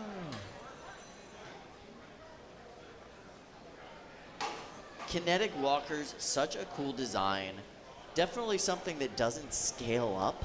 Well, you can do that at a lower weight class in an effective manner. Could you imagine trying to do that like in the 30s or trying to do that like at 125 or something like that? I'm trying to think if we've had one. Maybe Luke Quintal made some sort of torque reaction walker. Correct, yes. That was, what was that thing called? That thing was absurd. Something kitty, but it was like, that was a torque reaction walker. Similar. Kitten mittens. Kitten mittens, yes. All right, judge's decision is in. Let's see what we got here. Go out on the screen.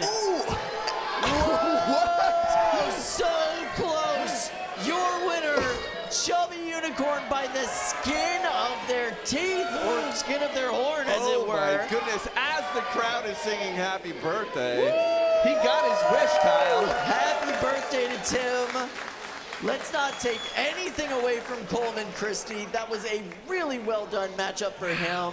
But wow, Tim Hebert surviving, not just surviving, but winning against Loopy in that matchup. Absolutely insane. I love that fight. That is like my favorite 3-pound fight of the day so far. I am so pleased. But right now, let's go meet our next competitors walking in through the gladiator entrance. Let's check that out right now. All right, we've got WarHard and Comet. Peter Garnache doing double duty. He was in the last matchup, and he's back he's again on in this duty matchup. at this point. He is just here to help out his friends, and right now he's here to help out the great Republic of Texas. Jonathan Juarez and WarHard, fellow Texas competitor. I am so excited to see this matchup. Going up against Connor with Comet. Connor was a former house bot driver here at the NHRL and a member of Team WPI. Comet is a strong vertical spinner, fast, similar to something like Eruption, you know, quick with it. Quick with it. And it's pink. You gotta love a good pink robot. So the winner, if the WarHard wins, Radix does qualify. If Comet wins, Comet qualifies. The chain is continuing. It's a very interesting chain. All right, let's go to our friends in the fishbowl. That box is locked. Thank you again, Kyle. Locked and loaded. Fully stocked with two incredibly hard-hitting robots.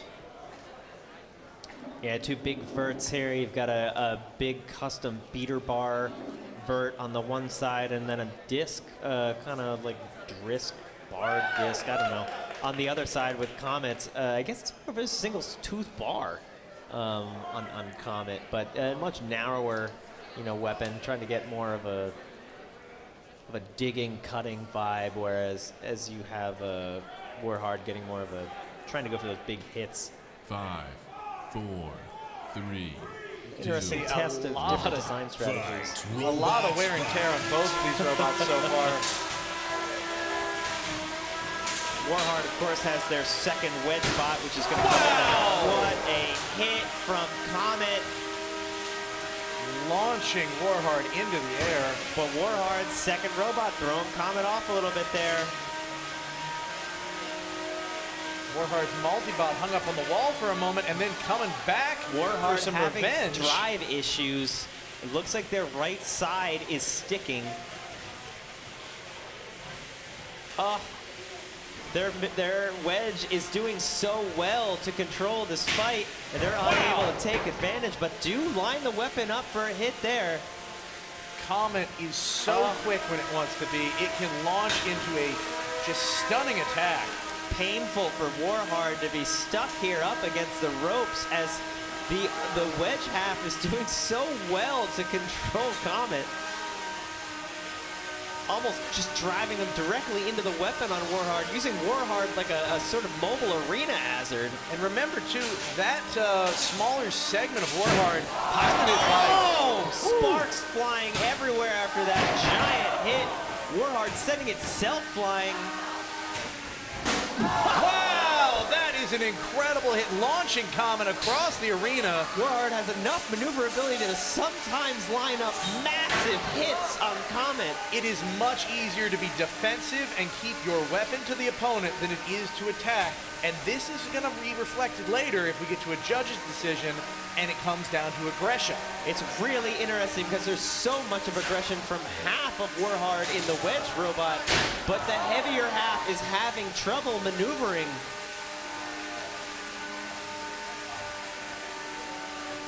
A lot of control out of one half of WarHard, not the half you would have expected, but they keep lining up those hits.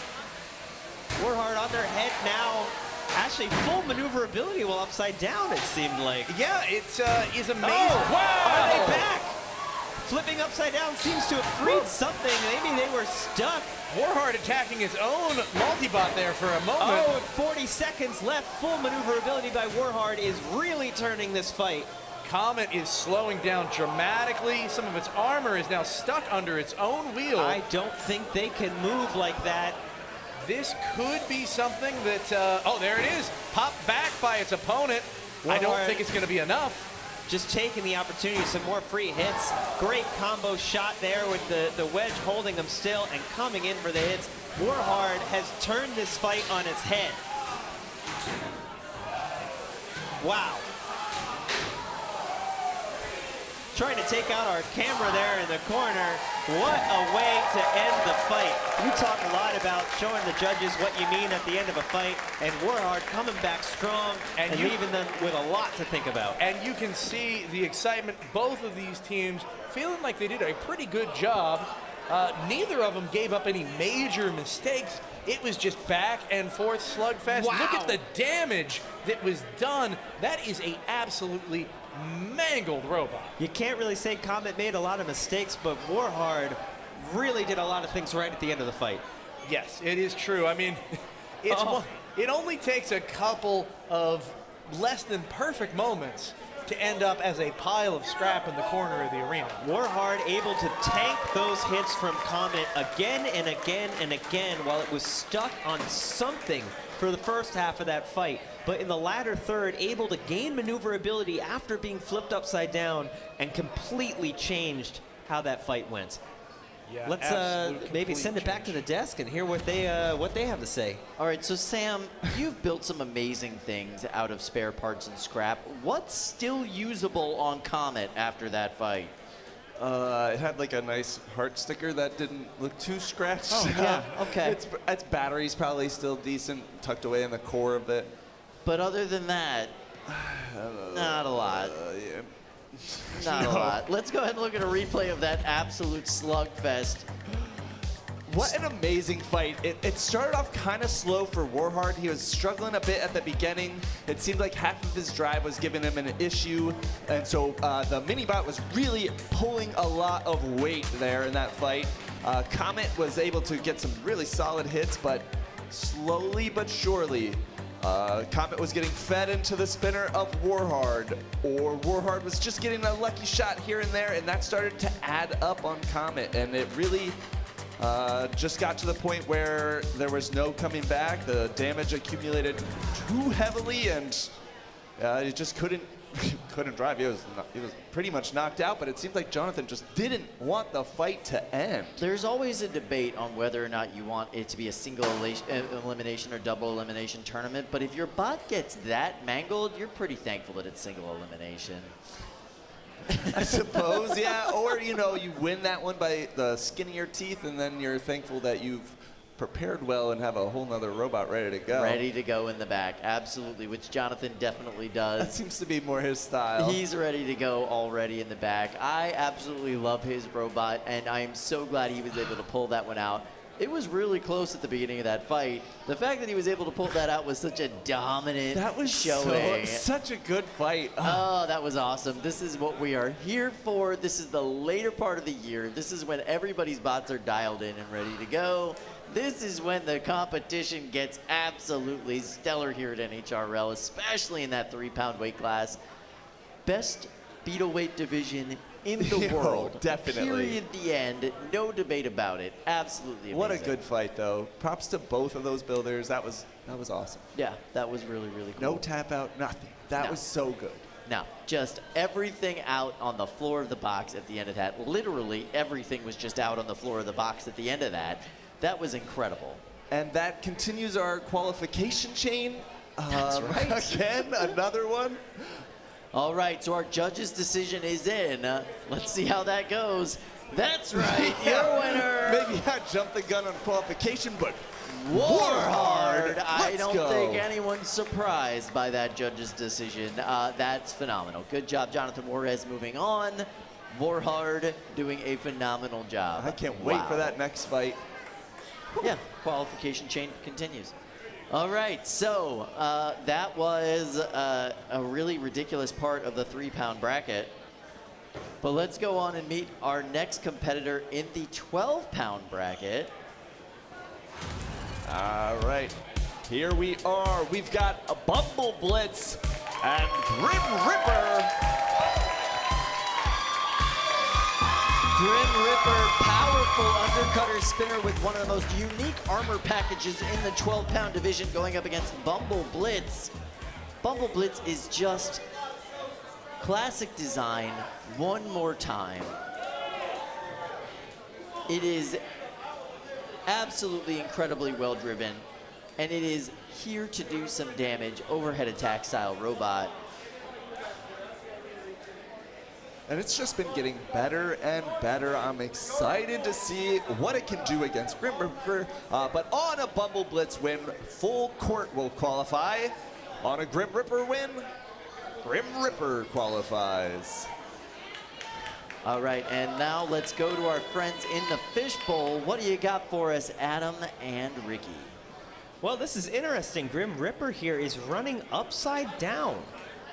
Yeah, this is an unusual move, and it's made even more unusual by the fact that their opponent is a hammer saw. Yeah, I think what they're doing, they're going to try and use their weapon as armor. Yeah, I see that as well, especially with a hammer saw with such a long arm on it. A lot of good reach. A lot of good reach. It's pretty possible that that arm could end up smacking right into that weapon when it tries to hit the top of Grim Reaper. Yeah. And that we've seen that weapon arm get cut off entirely. They have so much reach there, they could just maybe smack right on the hub of that spinner.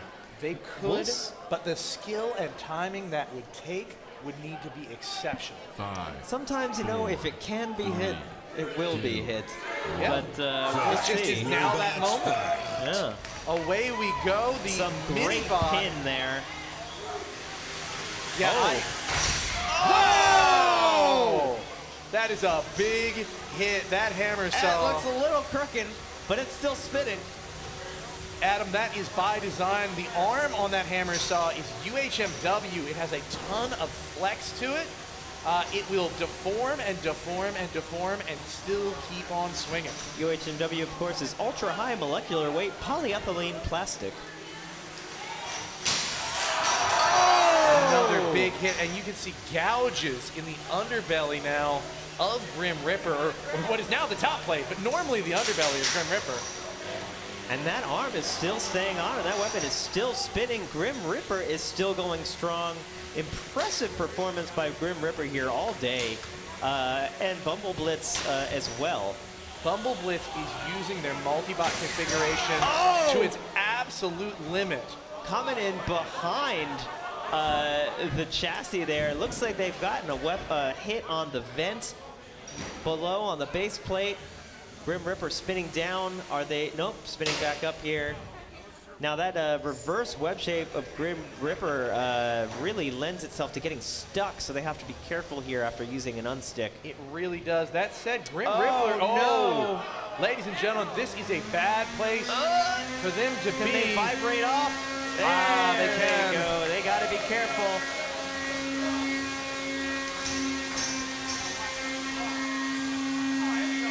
Nice 1-2 punch from BumbleBlitz again here. Massive hit. Big piece of aluminum removed. Got to be careful. They're on the ropes and they can't get stuck again. They've got no more unsticks.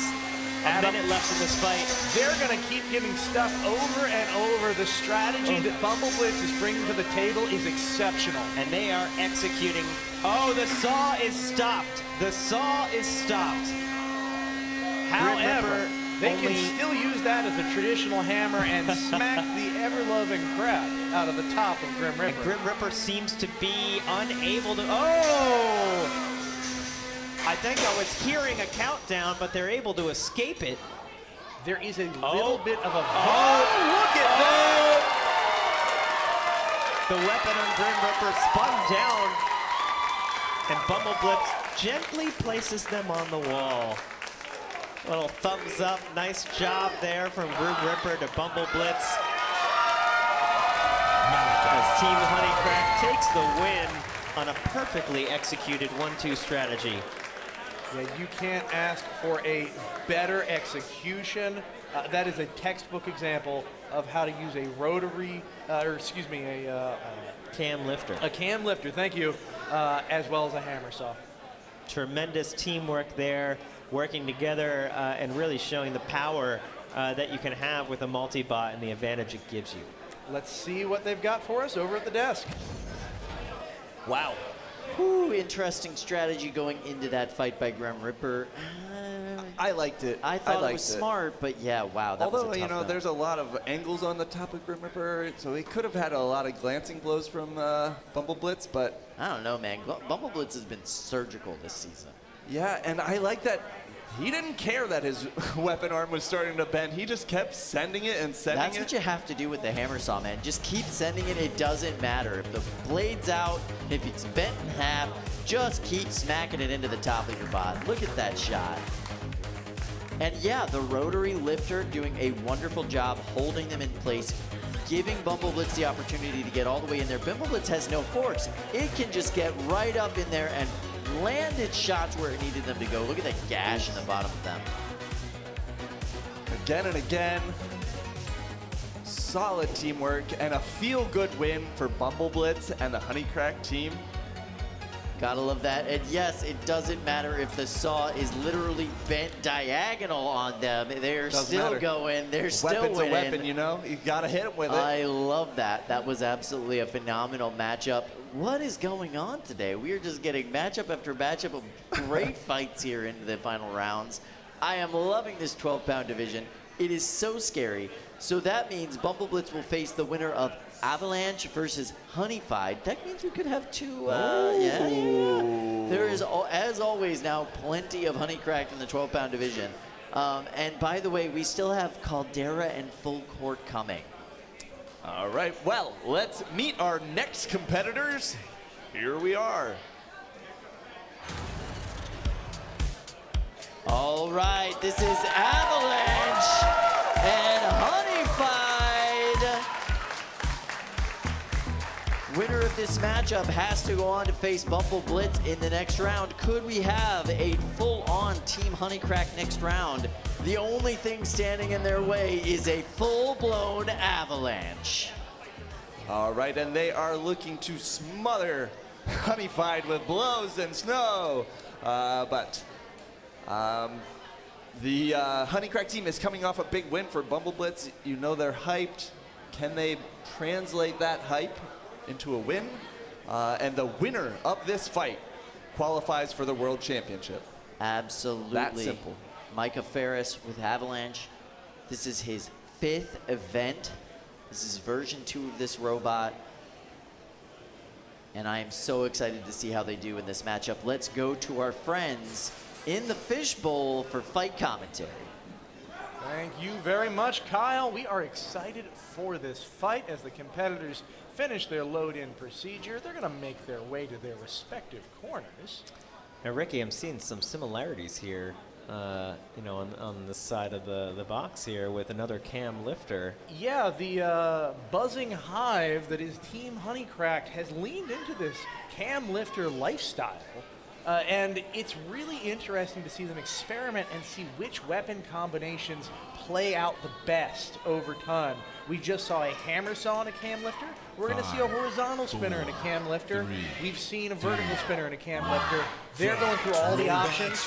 Let's see how it works out for them in this match. Of course, it's multi-bot versus multi-bot here with Avalanche having a wedge partner that's going to try and take on Honey-fied's cam lifter. The first shot's going to Avalanche here as they're able to get some chassis hits on Honey-fied. Not what Honey-fied is looking for. They're able to bring their weapon to blow as Avalanche now stuck against the wall. Interesting that the larger segments of each robot are having a lot of trouble staying close to one another. Yeah, they both seem to be kind of oversteering. Difficult for them to get the hits they're looking for, although Honey-fied getting a few here. Yeah, both of, that Honey-fied horizontal spinner seems locked up. Weapon is down. Now on these big horizontal bar spinners overhung like that, you know, they can sometimes flex a little bit and something gets knocked out of place and they go down. Perhaps what happened here, although the belt still looks attached. The belt still looks attached and the weapon is still moving a bit, so it's not locked up. That's interesting. It may come back later in the fight. We'll just have to wait and see. That said, the cam lifter segment of the Honey-fied I think team. I saw the spinner moving a little bit. It is. It's back alive. And that's the hit they're looking for as the cam lifter tees him up and the spinner comes in and knocks him down. Yeah, this strategy. Honey-fied throwing its own multi-bot. I need to get in here. Gang way, little one. Okay, now Honey-fied trying to find an angle that's not going to result in them going weapon to weapon on Avalanche. There they go, right around the back. They got to watch out. I don't know how many of these hits their cam lifter can take, but they're dishing them out to the main bot now as well. That cam lifter is using similar servos to what we see 30-pound robots just, you know, flipped around with on lever arms. That is a ton of power. It should be able to stand up to a lot. Yeah. And you can see another nice move. Tee up here as Honey-fied is trying to find an angle and seems to be maybe backing off. I don't really understand that strategy. I mean, they are clearly far and away ahead right now. Maybe they're just showing off. You know, it's never going to look good to the judges to be safe, but maybe they don't need to go to the judges now if Avalanche can't move. No, we can see a moving wheel. enough. Yeah, it's certainly moving enough not to get counted out. Yeah. And now you have drive issues on the Honey-fied cam lifter. Yep. You know, you don't want to count your robots before they hatch here. But Honey-fied is still going strong, getting hits in. Avalanche stuck against the wall. You know, not how Avalanche wants to end the fight without any movement there after a big hit from Honey-fied, but you know, I think Honey-fied thinks they did enough there. I think they do. They looked happy cage side. I think they accomplished their plan. Now, whether or not their plan was the best plan they could have remains to be seen, but I do think that they did what they intended to do. So, other than a little blip in the middle there with the weapon going out. No plan is perfect, Adam. Let's not hold that against them too hard. A little bit of damage there with the cam lifter's motor and wheel seemingly on the ground, Yeah, unless that might have been the wedge half of Avalanche. That I'm not was. sure. That was the Okay. wedge half of Avalanche, yes. So with that, we'll go back to the desk. We'll see if they have a little more insight for us. Honeycrack going into the cam lifestyle. I kind of like it. Yeah, it's a good move. It works well for them. It's okay. Are you not a fan of the cam? No. Really? Yeah, I'm looking it up right now. Let's check these All right, replays. Let's check out this replay and see what kind of effect that bot had on this fight. And you can see the wedge and cam going at it over in the corner while the two main bots went weapon to weapon. These impacts were absolutely absurd. And Avalanche really taking these shots well, especially in the early rounds. But then the weapon went down. And there's the cam lifting him up. Yeah, I guess it might have been a hero cam a bit. It was a hero cam. That's what I'm saying. All right, if it wins you fights, look at that shot. The wedge bot getting shredded. Absolutely gorgeous impact there. And I love the camera work. Nice job, So good. team. That was so good. Team Honeycracked. I mean, come on. Yeah, as soon as, okay, Honeycrack team is huge. Huge. There was 5 high fives after that fight, and then half of them ran right back upstairs. You know they've got bots to fix. You know there's not a lot of time to fix them, so they're going hard. All right, let's go check out Lindsay. Lindsay, who do you got for us? All right, Kyle, I have Dominic here from Honey-fied. Now, Dominic, as we wait for the judge's decision here, tell me, what were your thoughts on that fight, and how do you think it's going to shake out? So I felt like that match went pretty well for both teams, at least. Avalanche got some really good weapon-to-weapon action on us, as well as whenever they were on top of Everett's cam lifter, we were able to get a good couple of hits on them. I think damage was pretty equal between the two.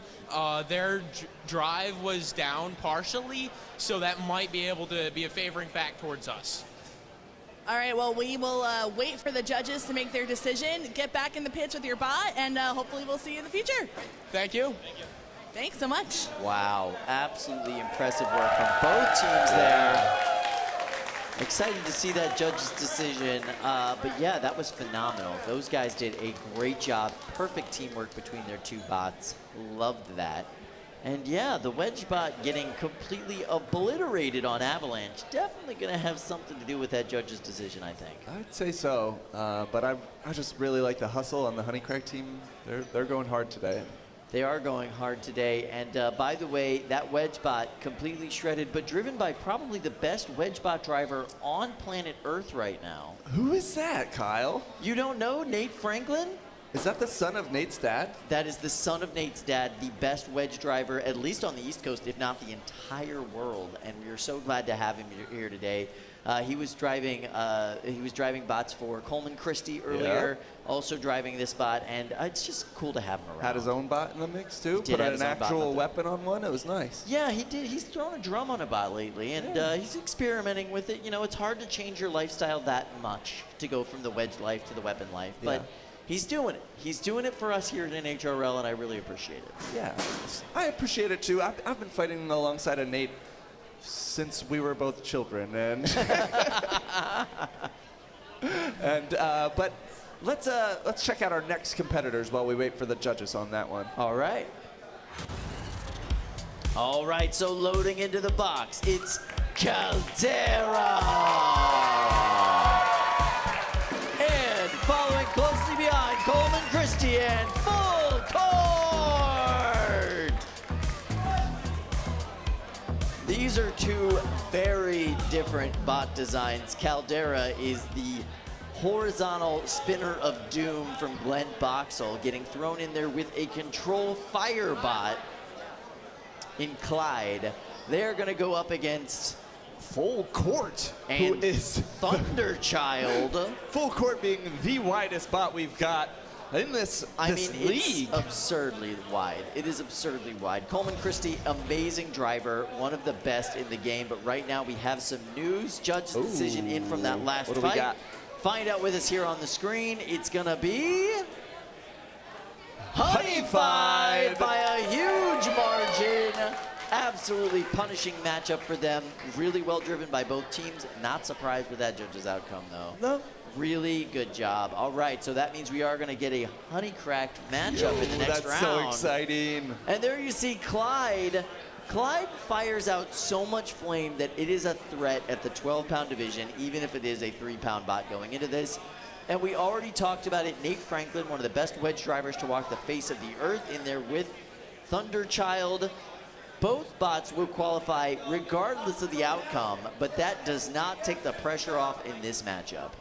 Yeah, so let's head over to the booth with Ricky and Adam, see what's going on in this fight. Thank you, Sam. This is going to be an exciting one, and of course I say that for every Fire Robot match, but we've got so much going on here, Adam. And Clyde, of course, is half melted from earlier today when they lit themselves on fire for a good 30 seconds or so, but seemingly no worse for wear, ready to go. Well, the nice thing about Clyde is, it gets very gooey, very mushy, and then you put it in front of an air conditioner for a half hour, and it's almost good as new. It congeals again. A lot of aluminum tape on the opponents here to protect from the flame. We'll see if it helps. Really interesting strategy. They're going with very few forks on Full Court. I think that is a strategy to defeat the horizontal spinner on the front of Caldera. Oh, you can see Clyde having trouble igniting, but there it goes. Now Clyde is going to barbecue. Clyde working on the smaller half of Full Court first. Of course, Thunderchild half. Just as much damage at the judges for taking that out. However, you won't get the knockout unless you take out the larger part of Full Court. Oh! Some interesting wobbles on Full Court as it drives. Clyde might have just gotten taken out by the larger part of Caldera 12. I think its it teammate did. in this match. That fire is not supposed to go out until it is completely out of gas. Took a big hit from Caldera 12 accidentally, and that could cost Caldera if this does make it to judges. Yeah, that weapon on Caldera is going to have a really hard time with Full Court. The center of that robot is so flexible and can absorb so much punishment. They need to get around to the sides, or it is not going to go their way. Yeah, you can see. Oh, you could see them almost get around back there, but unable to swing it around.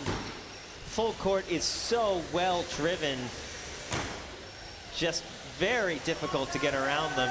I wonder if they should go after the smaller section of Full Court to even the score. It's definitely an option, but it's and not. There they go. Yeah, they hurt you, I suppose. Yeah, that will count for points. That will be a big deal.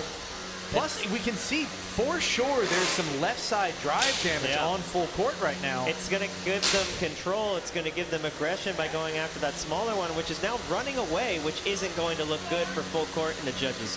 So great strategy here, I would think, going after that smaller robot. We'll see if it pays off, and they get a big hit on the backside of Full Court. Exactly what they were going for. So much aluminum tape is being ripped from that robot and strewn about our arena. We're going to be cleaning it up for days. It sticks to everything, Adam. And that, that does count as cosmetic damage. It's a little bit functional, I guess. And that smaller half of Caldera, or a full court rather, very tricky to knock out as it keeps going, although half of it does seem to be down now. Yeah, it is suffering drive issues, but it is a durable little robot. That's what Nate Franklin has capitalized on. Full court looking a little bit less maneuverable than it had been. Now, Caldera 12 has gotten multiple direct hits on the back of full court's chassis, which is exactly what they're going for. Yeah, but let's be honest. No part of full court is a pushover. You hit anywhere, and it is still well armored. But they've taken out, it seems like they've taken out the smaller half here. Yep, we're going to be going to the judges. This is a close match. There is a lot to weigh here. Damage, control, aggression, each one of those categories has a strong argument for either robot. First half was really full court taking advantage of Caldera 12, but Caldera coming back hard in the second half of the fight, you know, going after the smaller section of full court basically running away and then exposing the backside of the larger robot. So an interesting change. Is it enough to swing it from the early domination that full court showed? The crowd likes it.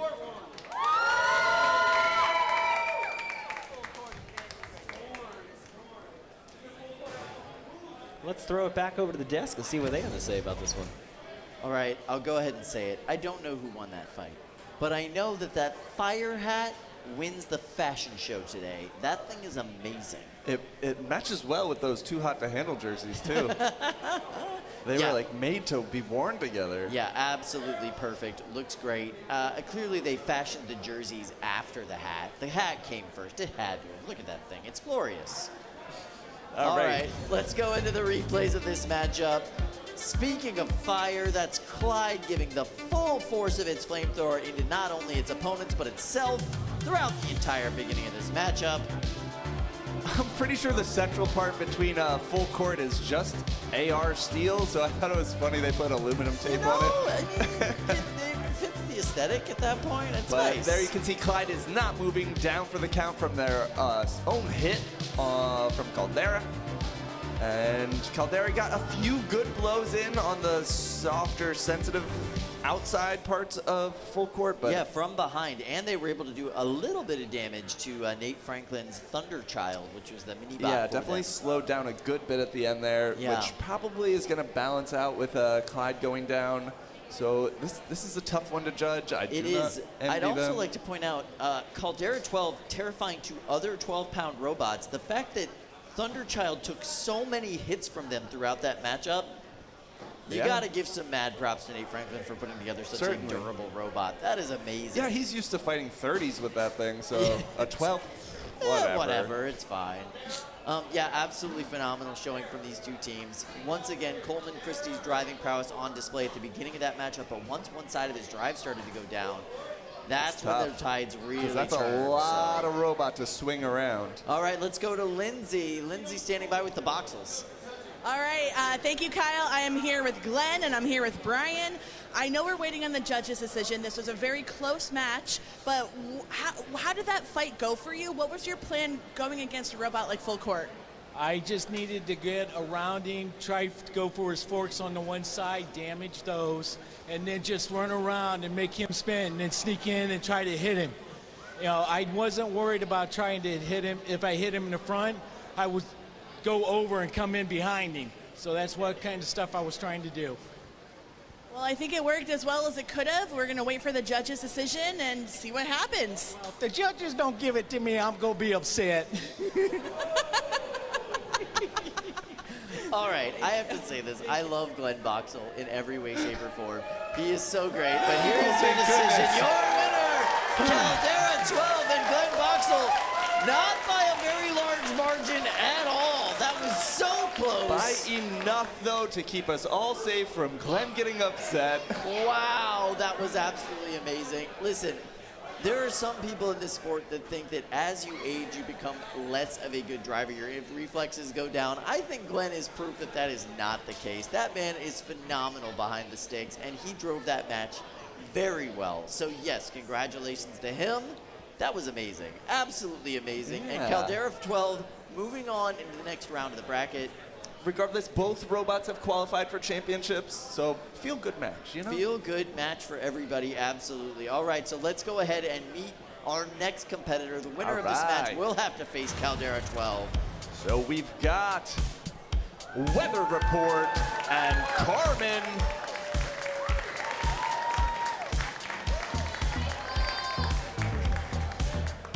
Now, Carmen, that name might sound familiar because back in the days of 2021 and 2022, this was one of the most dominant robots in the 12-pound division.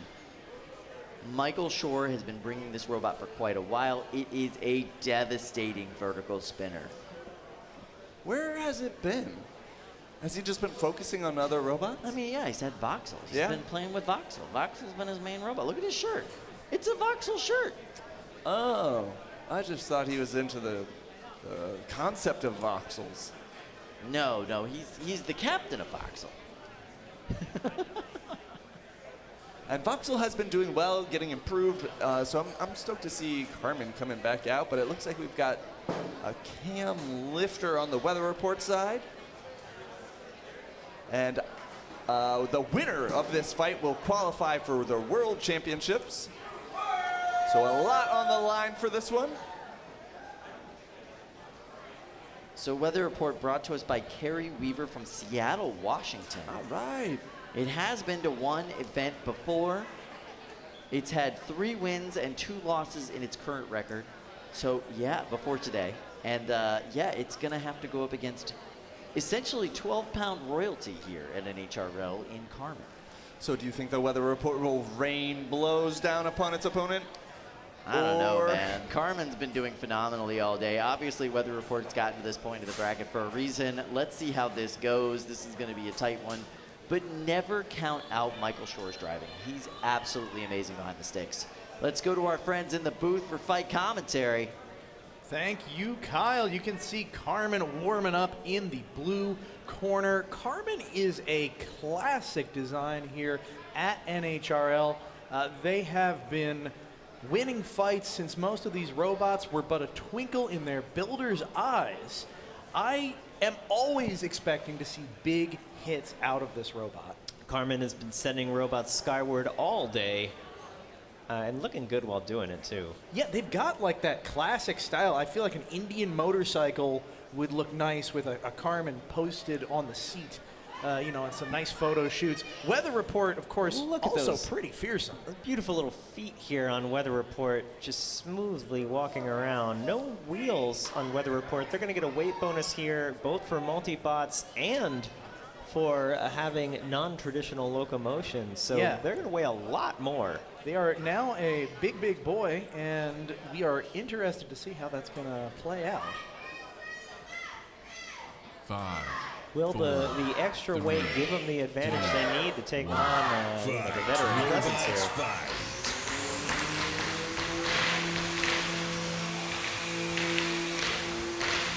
Someone's weapon is very low and is slicing across the ground. Yeah, I think it's Carmen. No, I believe that's Weather Report. You can. Oh, you might be. Whoa! That 1-2 combo was incredible. A mistake by Carmen backing directly into the Weather Report spinning disc. Carmen now limping badly. Only one side of drive working, very limiting on their maneuverability. Oh, and then showing its back to its opponent. It must just be hanging on. And then one twist of fate. Weather Report jams itself on the arena wall. Carmen unable to capitalize on that opportunity. But Carmen with the big hits we've been seeing all day. Weather Report stuck on their back.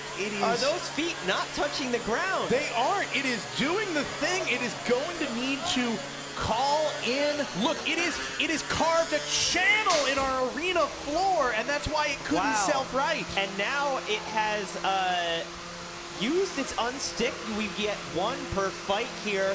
If they get stuck again, this is Carmen's fight with 1.5 minutes remaining. Yeah, but pieces of Carmen are being flung across the arena. The weapon is still up to speed, and is that all they need as they spin in place and try to keep the front pointed towards Weather Report? Wow! almost impossible for them to free themselves from this situation, but they are trying. The feet are going to give them some vibration. You know, they're going to be, can they get off the trying to hit the arena? They're wiggling, they're wobbling, but the fork seems to be stuck in the ground. They're not going to get off. Carmen taking home the win. What a comeback from Carmen on one-sided drive. Wow. They are elated cage side, and who can blame them? What a showing. What a just massive dose of luck that they capitalized on. Never give up, never surrender. Make your own luck. That's what Carmen did today. I'll tell you though, Adam, they are going to have to make a lot of luck in the pits over the next 20 minutes or so. That robot is badly damaged, and to prepare it for the next fight is going to take a ton of work and a little bit of luck. Let's hope they have an extra chassis in the pits, because that was quite the beatdown. Wow. Let's send it back to the desk and see what they have to say. Michael Shore showing that he has grace under pressure, able to perform beautifully with that robot with half the drive side down and the weapon working kind of intermittently there. Able to pull off that hit, knocking them up against the wall. I was like just clenching the chairs of my seat throughout that entire fight. That was absolutely insane. The sticks, it was amazing. The hits were so hard. The fact that Kerry couldn't self-right his bot because he carved a channel into the floor. That was so stressful. That was so crazy. Let's check out some replays right now. The first error right there, the double hit. Was so good. Oh my goodness, that was so crazy.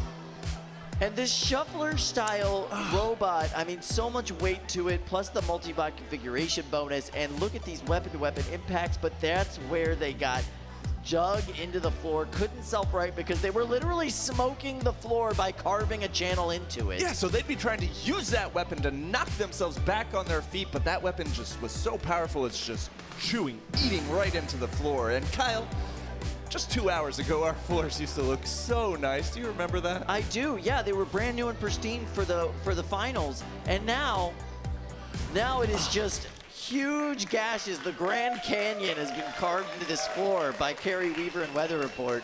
That was insane. First of all, Weather Report, phenomenal robot. We want to see them come back. That was amazing. But the experience, the driving acumen of Michael Shore coming in there with a robot that is half of a robot drive at that point and able to pull off the win. I'm not over it yet. Amazing. So we are now getting prepared for the semifinals. All right. So let's start with the 30-pound division. Here is your bracket. We're gonna have Mirage versus KaZaA Lite. That's right, Flamethrower's still alive. And then we have Anxietii taking on Phenomenon at the bottom of the bracket. Georgia versus Maryland. Very excited to see how Brandon that works is out. used to fighting those Georgia folks. I think he'll hold his own in that one. He's going to be just fine, but yes, this is going to be an explosive 30-pound bracket when we go into the finals. I'm really excited to see it. That Mirage and KaZaA Lite fight could be explosive as well, Kyle. Listen, KaZaA weighs 19 pounds, he said. But I gotta say, there is a lot of plastic on Mirage. Are they filled with hydrogen or something? How do they make it so light and be full of flammable gas?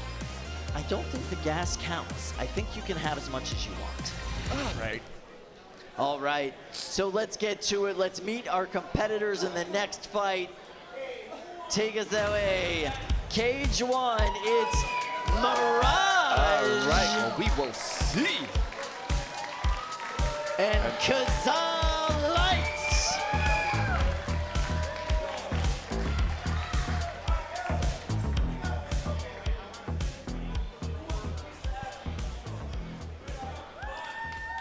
So KaZaA and Mirage.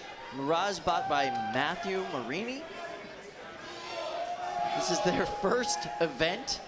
They're from Palm City, Florida, but their first event here at NHRL. And, you know, not a bad run for your first time here at NHRL. No, not at all. To make it this far and to still be in it, pretty awesome. Now, it is not KaZaA Lite's first fight. All right, you can hear these robots activating. Classic BL Heli startup sound. All right, so Joshua Reinhardt, he has brought KaZaA Lite. Let's check out the tail of the tape of these two robots. All right, Mirage from Matthew Marini from Palm City, Florida. It's a vertical spinner. Today's record is 3-1. His NHRL debut is today. And you know what? KaZaA Lite, Joshua Reinhardt, Norwich, Connecticut with a flamethrower, also 3-1, also debuting today. Two very different design philosophies, but nonetheless very successful in today's competition. Pretty similar tail of the tape on these ones, despite those differences in both weapon and weight. Let's head to the booth and hear about this fight. Interesting fight here. You've got a shuffler on the one half in Mirage, which can weigh up to 45 pounds. And KaZaA Lite is way underweight today. Although it could weigh 30, it only weighs 19. Yeah, absolutely stunning, the difference between the weight allowance and what it actually weighs. And it is going to be really interesting to see if that front wedge on KaZaA Lite can actually be effective against such a heavy opponent. 5. Yeah, this is going to be a tough one for KaZaA Lite. As with so many robots, the key for KaZaA Lite here is to get around to the sides or the back of its opponent. The sound of Mirage is incredible. There's that fire! And that was a good torching. I mean, the spinning blade, it looks like, is almost able to put out the fire on the front of KaZaA Lite. Now, Mirage has been dominant in drive today, but their weapon consistently goes down. As we see, again, it seems to have gone down.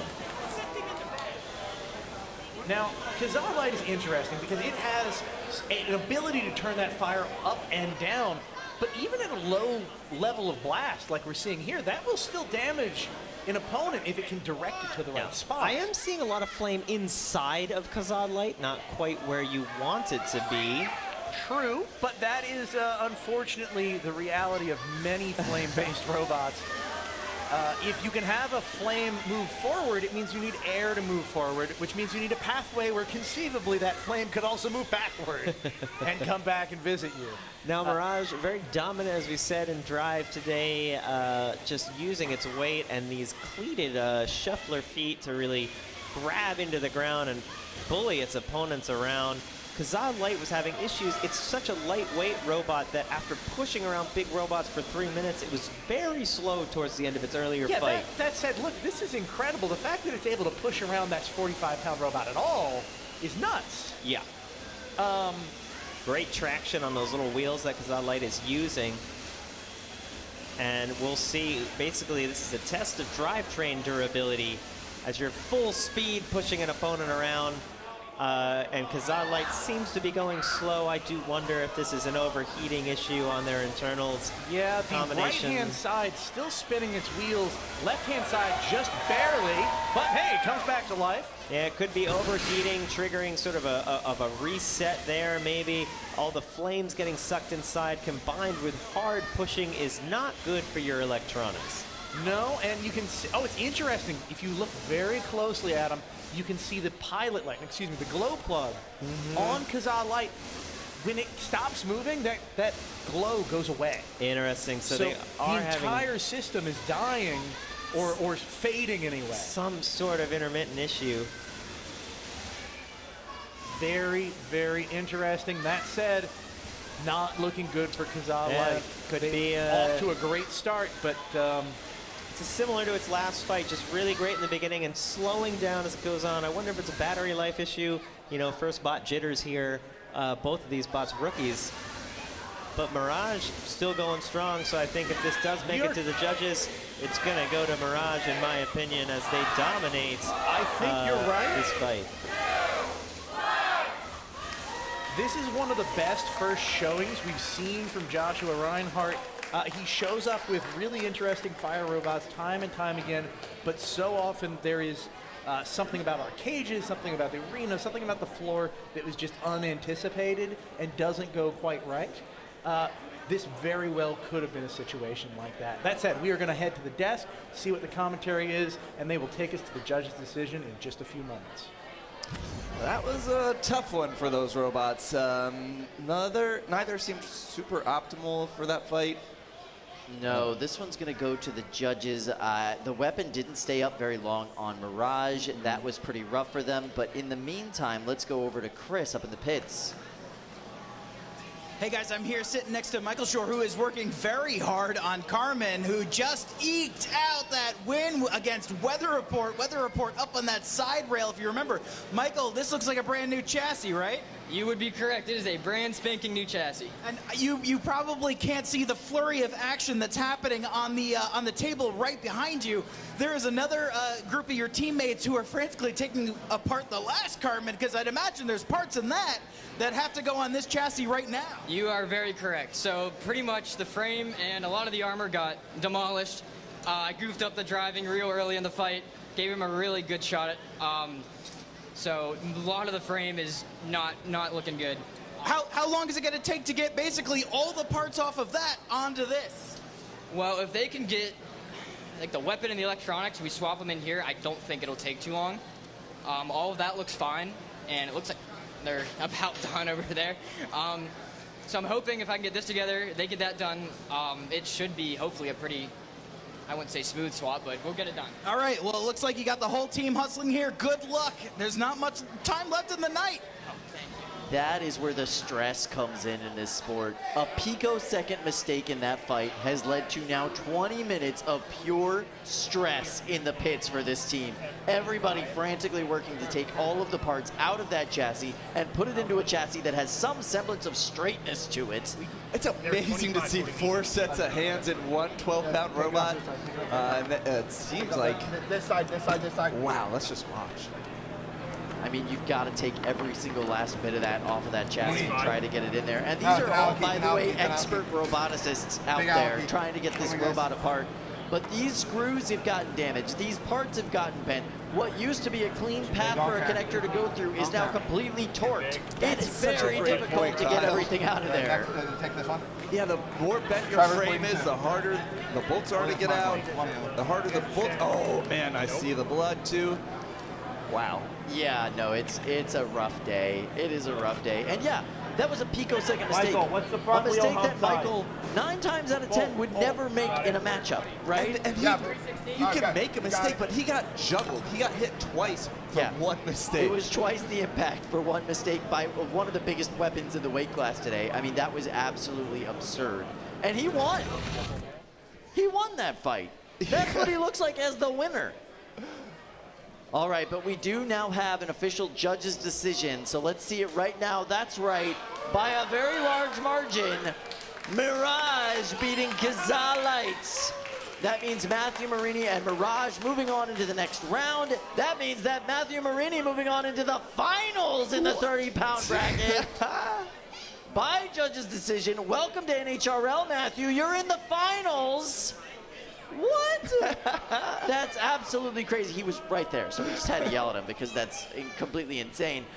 Congratulations to him. Wow. I am blown away, but right now let's meet their next competitors. This is who he's going to be facing off against in the finals. So we'll go to that right now. That's Anxietii and Phenomenon.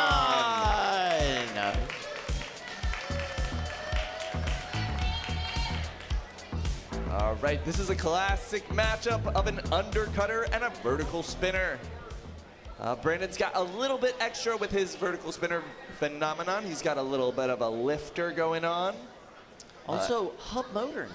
Hub motor. Plus the hub motor. So he's looking to lose the unreliability that comes from belts. You see belts fall off all the time here. So let's check out this tale of the tape. Anxietii from Evan Strakes out of Atlanta, Georgia. He's a student down there, and he's bringing his horizontal spinner with a 12-4 record. Brandon Bennett Young's got Phenomenon from Bowie, Maryland. He's an aerospace engineer with a vertical spinner. 18-5 on Phenomenon, 12-4 on Anxietii. What do you weigh more? having more wins than losses, or total number of fights? Total number of fights in my mind. And don't forget, Phenomenon is just one of Brandon Bennett Young's robots. He is out here with 12-pound robots. He is out here with another really high-ranked 30-pound robot all the time. And now we are going to go to our friends in the fishbowl to call this explosive fight. Thank you so much, Kyle. And explosive it will be. It's a classic matchup of a very potent vertical spinner going up against a very potent horizontal spinner. Robots will be flying across the arena all 3 minutes of this match, if they can last that long. Yeah, I mean, what do you think is going to happen here, Riggy? I think we're going to get a couple of glancing blows on Phenomenon, and then that vertical spinner is going to catch, and its opponent is going to go flying into the arena walls. We have been seeing the horizontals taking out the verticals taking out the horizontals a lot today. Will it happen here? Anxietii has been looking the better of the two, I think, so far today. But Phenomenon has a large anti-horizontal wedge at it right now. Phenomenon spun up the wrong way out of the gates. Interesting. And that delayed them a bit, but able to spin correctly eventually. Look at that. That is a... oh, and then it's smoking it on fire! Wow! Wonder what happened there. There must have been some chunk of metal just, you know, driven deep into a battery. Or, very well could be a speed. No, that is a motor fire. Yeah. That is a motor fire. Interesting. You're not seeing that sinking lipo smoke. You're seeing a black smoke. That is, you don't see that a lot. No, that is the enamel on the motor itself overheating, turning into a gas, and burning. The drive system still working fine, and in fact, they're trying to spin the drive system. Perhaps it would extinguish the rest of the... It only seems to be fanning the flames. Yeah, that's the trouble you have sometimes. That happens sometimes, and what I'm imagining happened here, that big hit that we saw, that one big hit, that shatters a magnet in the motor. That piece of magnet gets crammed through a bunch of wires, shorts them out, and they all get red hot, light fire, and then away you are to the flaming races. One of the things that I think a lot of people might not realize is that these big outrunner motors and things people are running here, people have to battle harden them. The builders will disassemble these motors and actually coat all of the magnets inside in resin and various other tricks to try and keep the magnets from flying out on these impacts. But sometimes there's only so much you can do. Yeah, you know, we touched on this earlier in the day, but so many of these pieces are from drones and that sort of thing. Takes a lot of battle hardening. Anyway, back to you guys. All right, so that does mean that Brandon Bennett Young and Phenomenon will be moving on to the finals in the 30-pound division. Wow, so not a lot of fight before that fire, but here it is. Anxietii getting inverted from a Phenomenon hit. Phenomenon taking some hits.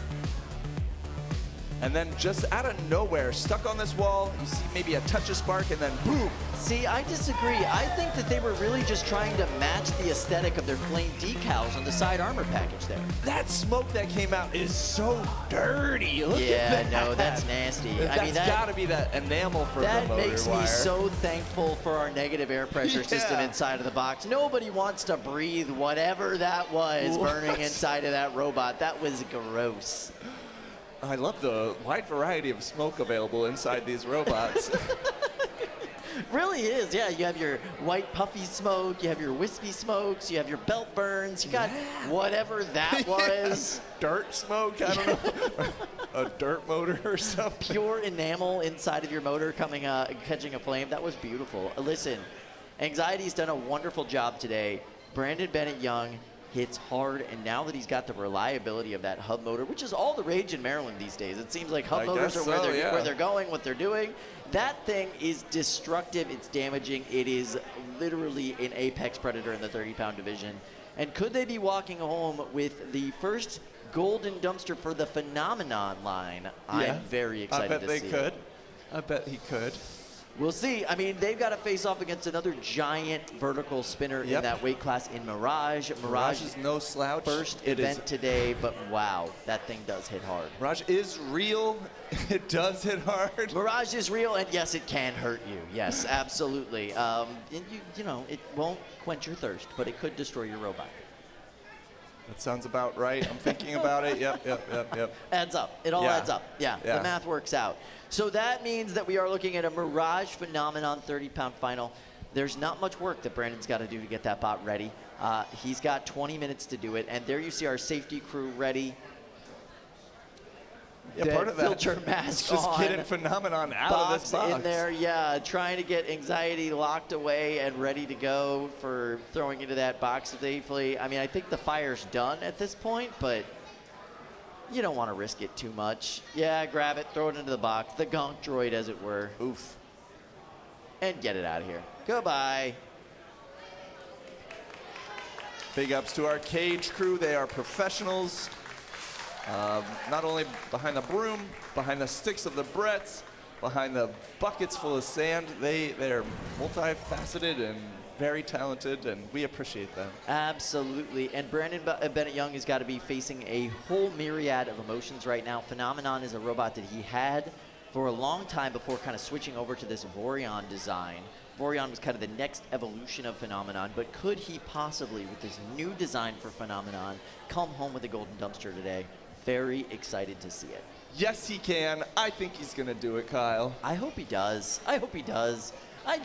He's just one of the nicest human beings you'd ever want to meet, too. You know, you just want to root for the guy. And, you know, if Phenomenon was part of the Georgia Tech team, it would probably have maybe 4 or 5 eyes at the end of its name at this point. Like 6 eyes at this point. There have been so many versions of this robot, so yes.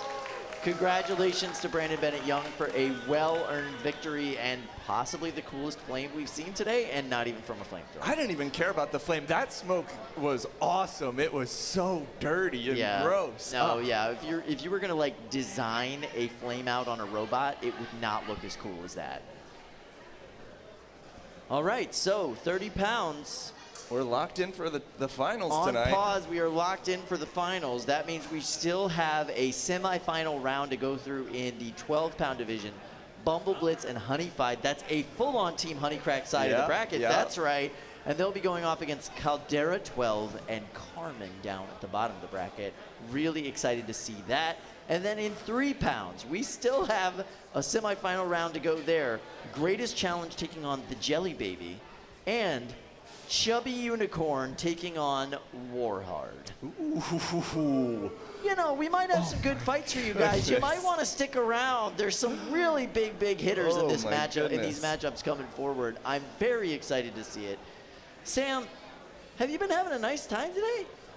Yeah, absolutely. These fights have been amazing. It's so nice to just like be hanging out here at the desk, getting to watch all the fights with you, Kyle. Yeah. And I'm so stoked for Brandon. I'm so stoked for all the competitors that are still in it, that have fought their hardest to get to this point.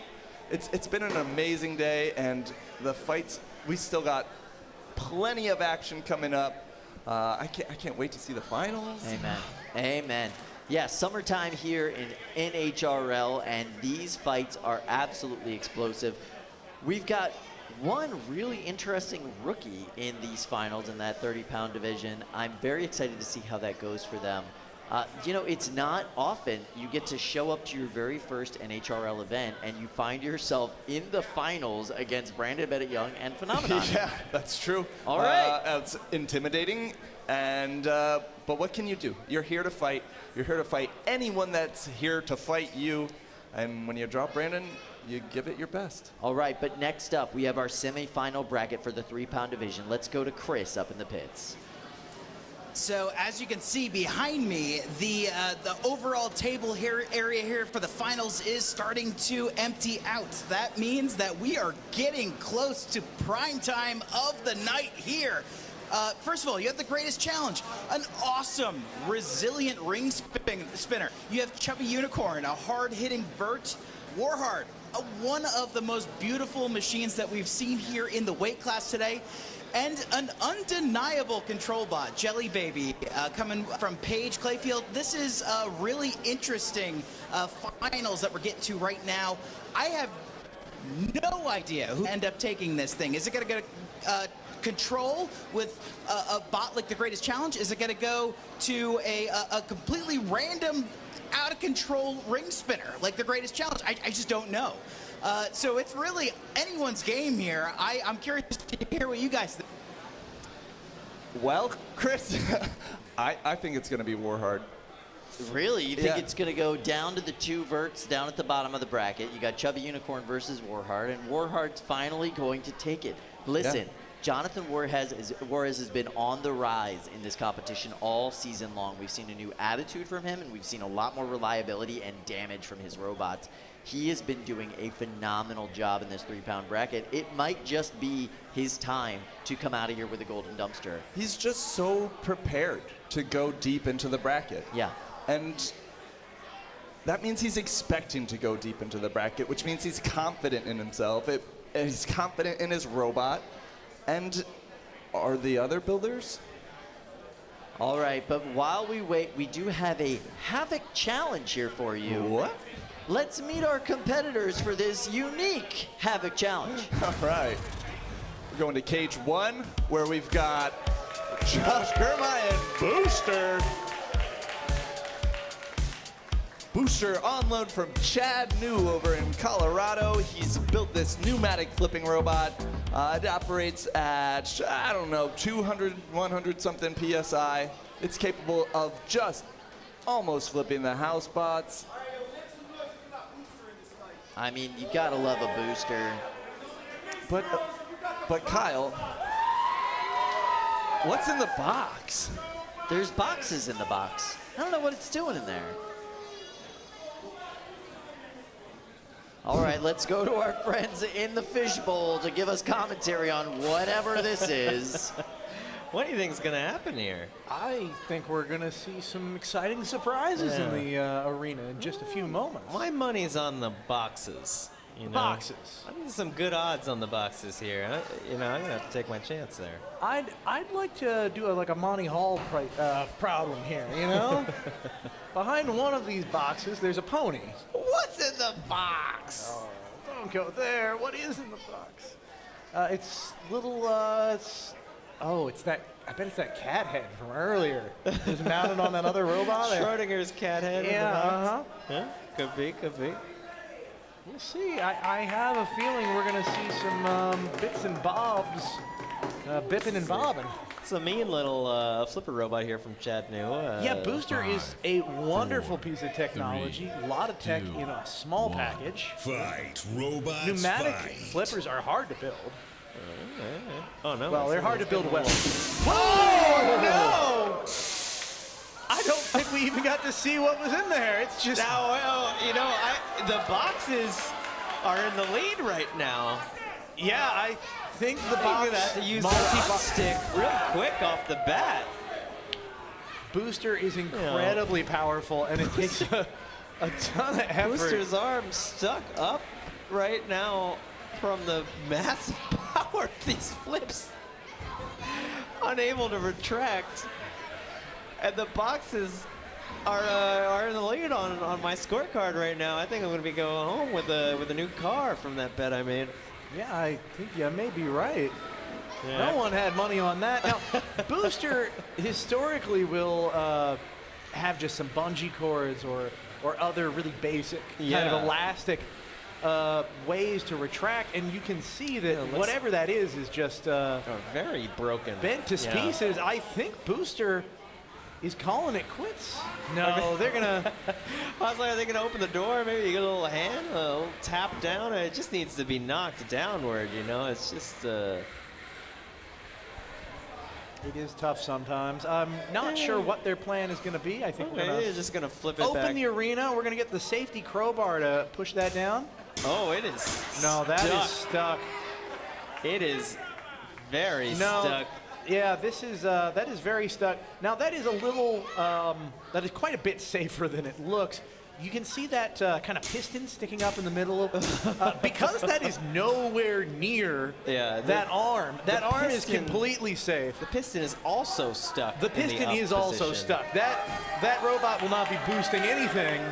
Well, I think I'm going to have to talk to somebody about my my winnings here. Yeah, your bookie's not going to be happy with you. I'm going to tell you that right now. He's going to regret those odds. Tap out. Oh, and the boxes take it. Sometimes it just be that way, man. The unexpected. We'll never know what was inside. Somebody's just run in and just kick the boxes. I don't know even what was inside the one box. Were those more little feet?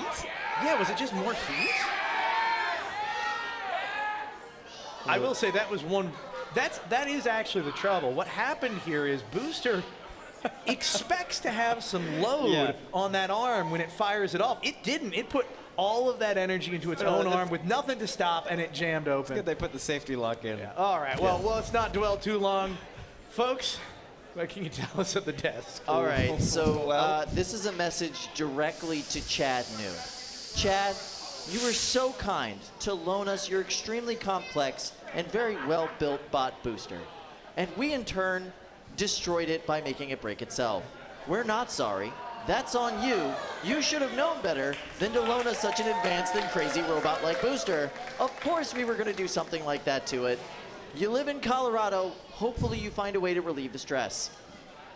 Well, as fun as that was, let's move on to a real fight with the 3-pound semis. Absolutely. Let's look at the bracket one more time. So we have the greatest challenge, Absolute Chaos, taking on Jelly Baby, the ultimate control bot still left in this game. And down at the bottom, 2 4-wheel drive vertical spinners and Chubby Unicorn and WarHard.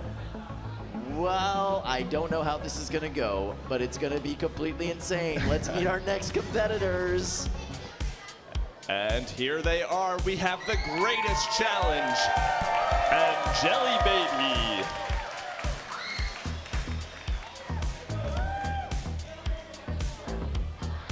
Looking good, both of these robots.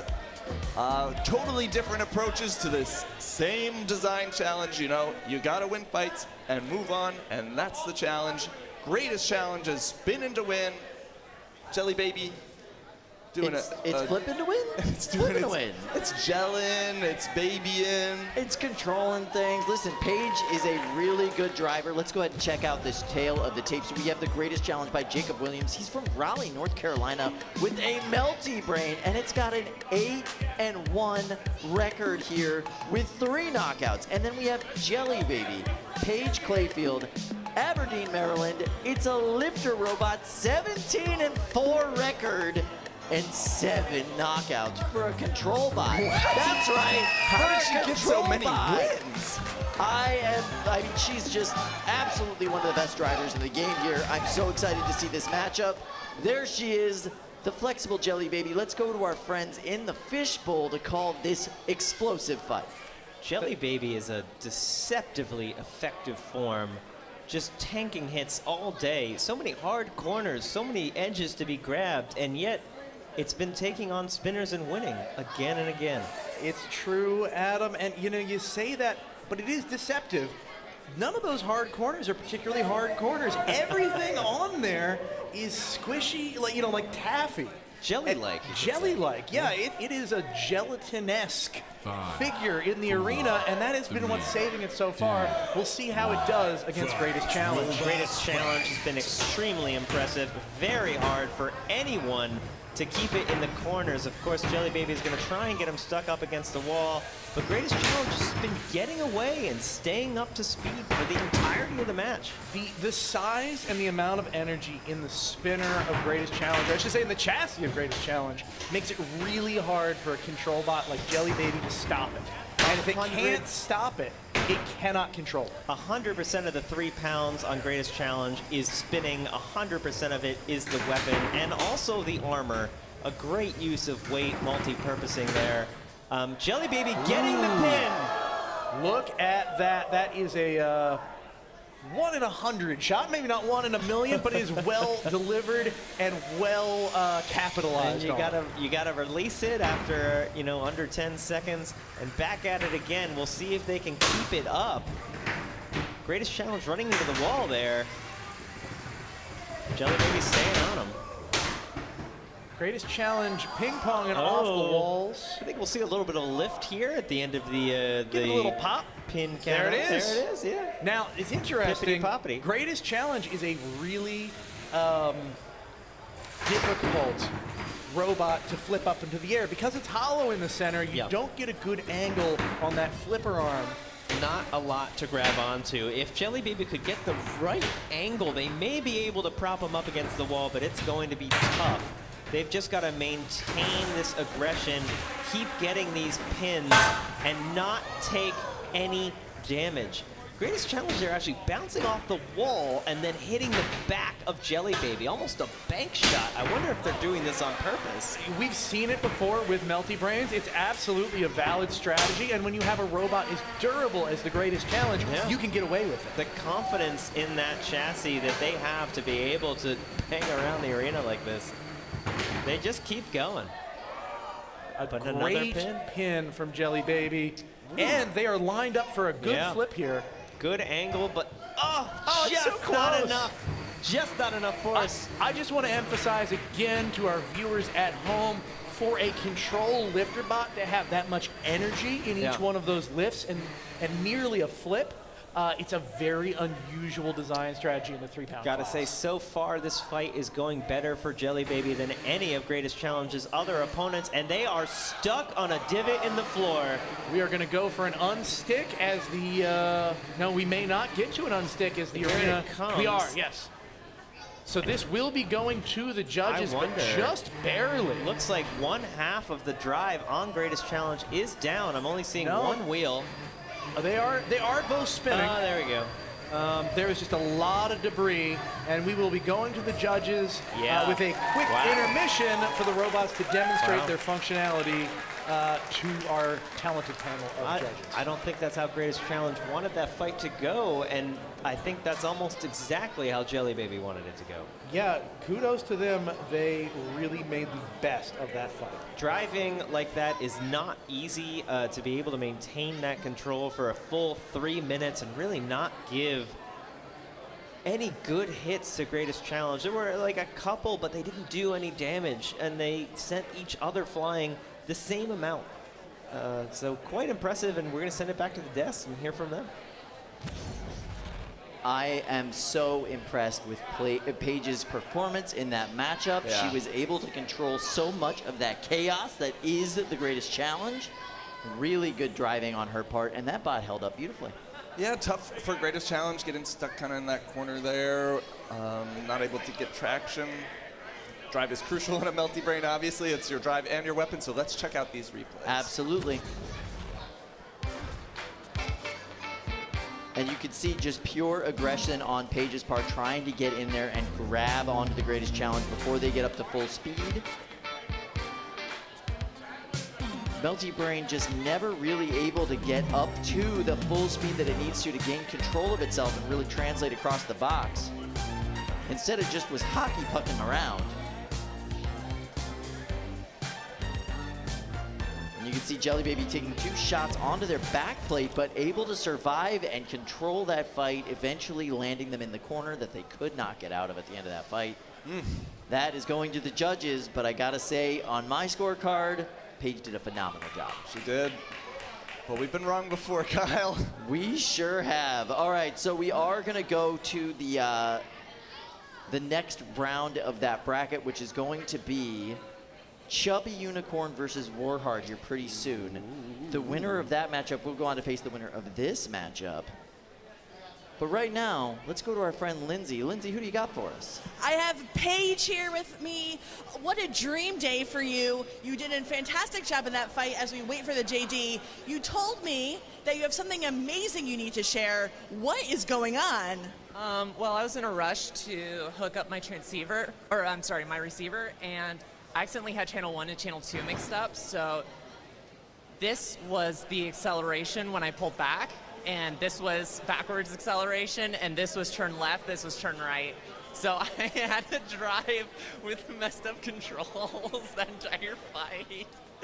Is that something you've ever had to do before, or you just adjusted on the fly? Yeah, it was so rough, but they were amazing. The Greatest Danger is one of my favorite robots. They inspired me to start, like, they're one of the bots that inspired my my journey here, and it was a real honor to fight them. Well, Paige, you might need to go get ready for the next fight. I don't know. We'll wait for the judges, but way to go, and we'll be rooting you on. Thank you. Okay, congratulations to Paige. Despite how this judge's decision goes, to win a control match with a bot that you could barely control is like insane. But right now, this just in. Your winner by a huge margin, Paige Clayfield and Jelly Baby. All right. That is amazing. All right, so she's in the finals now. So not a lot of work to do on the bot, but maybe she needs to do a little work on that controller when she goes up to the pits. Just, you unplug know, channel 1, unplug channel 2, channel 2 and channel 1, channel 1 and channel 2. You're Not good. a bad day. In the meantime, though, let's go check out our next competitors in this 3-pound bracket coming out now. All right, And now there first he is, the birthday boy, Tim Ebert and Chubby Unicorn. And up next, from Texas, we've got WarHard. Jonathan Juarez, calm, cool, collected, and ready. And of course, his driving partner Peter, and his chair. Because, you know, he likes to chill out at eye level with the robots and watch what's going on. Well, if he was standing, he'd be looking at the roof of the cage. That's true. He's a very tall man. So they're making it safe. They're getting it ready for us. But right now, let's look at the tail of the tape. We've got Chubby Unicorn by Tim Hebert. He's from Derry, New Hampshire. It's a vertical spinner. It's got a 36-14 record, and its best finish here is first place. That's right, Golden Dumpsters, baby. And WarHard, Jonathan Juarez from Houston, Texas. Vertical spinner, 30-18. He's been on the rise at this competition. He's gotten third place twice in the past. He's looking for the gold today.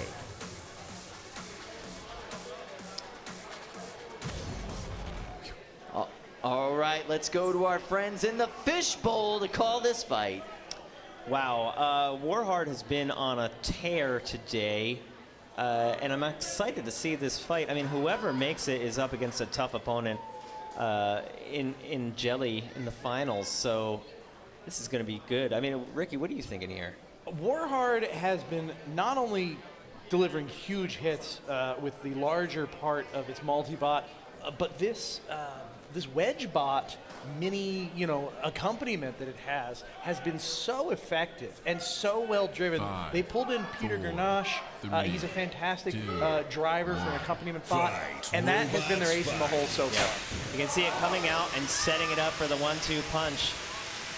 Right off the bat, Chubby Unicorn on their heels, getting the worst of these engagements. It's interesting to see Chubby Unicorn with the forks losing the ground game on every hit against Warhead and their little wedgelets. Yeah, those forks have been buckled in, and they are doing almost nothing. Now they're gone. That's actually an improvement. It's easier for them to work with a fork that is missing than a fork that is bent. Yeah.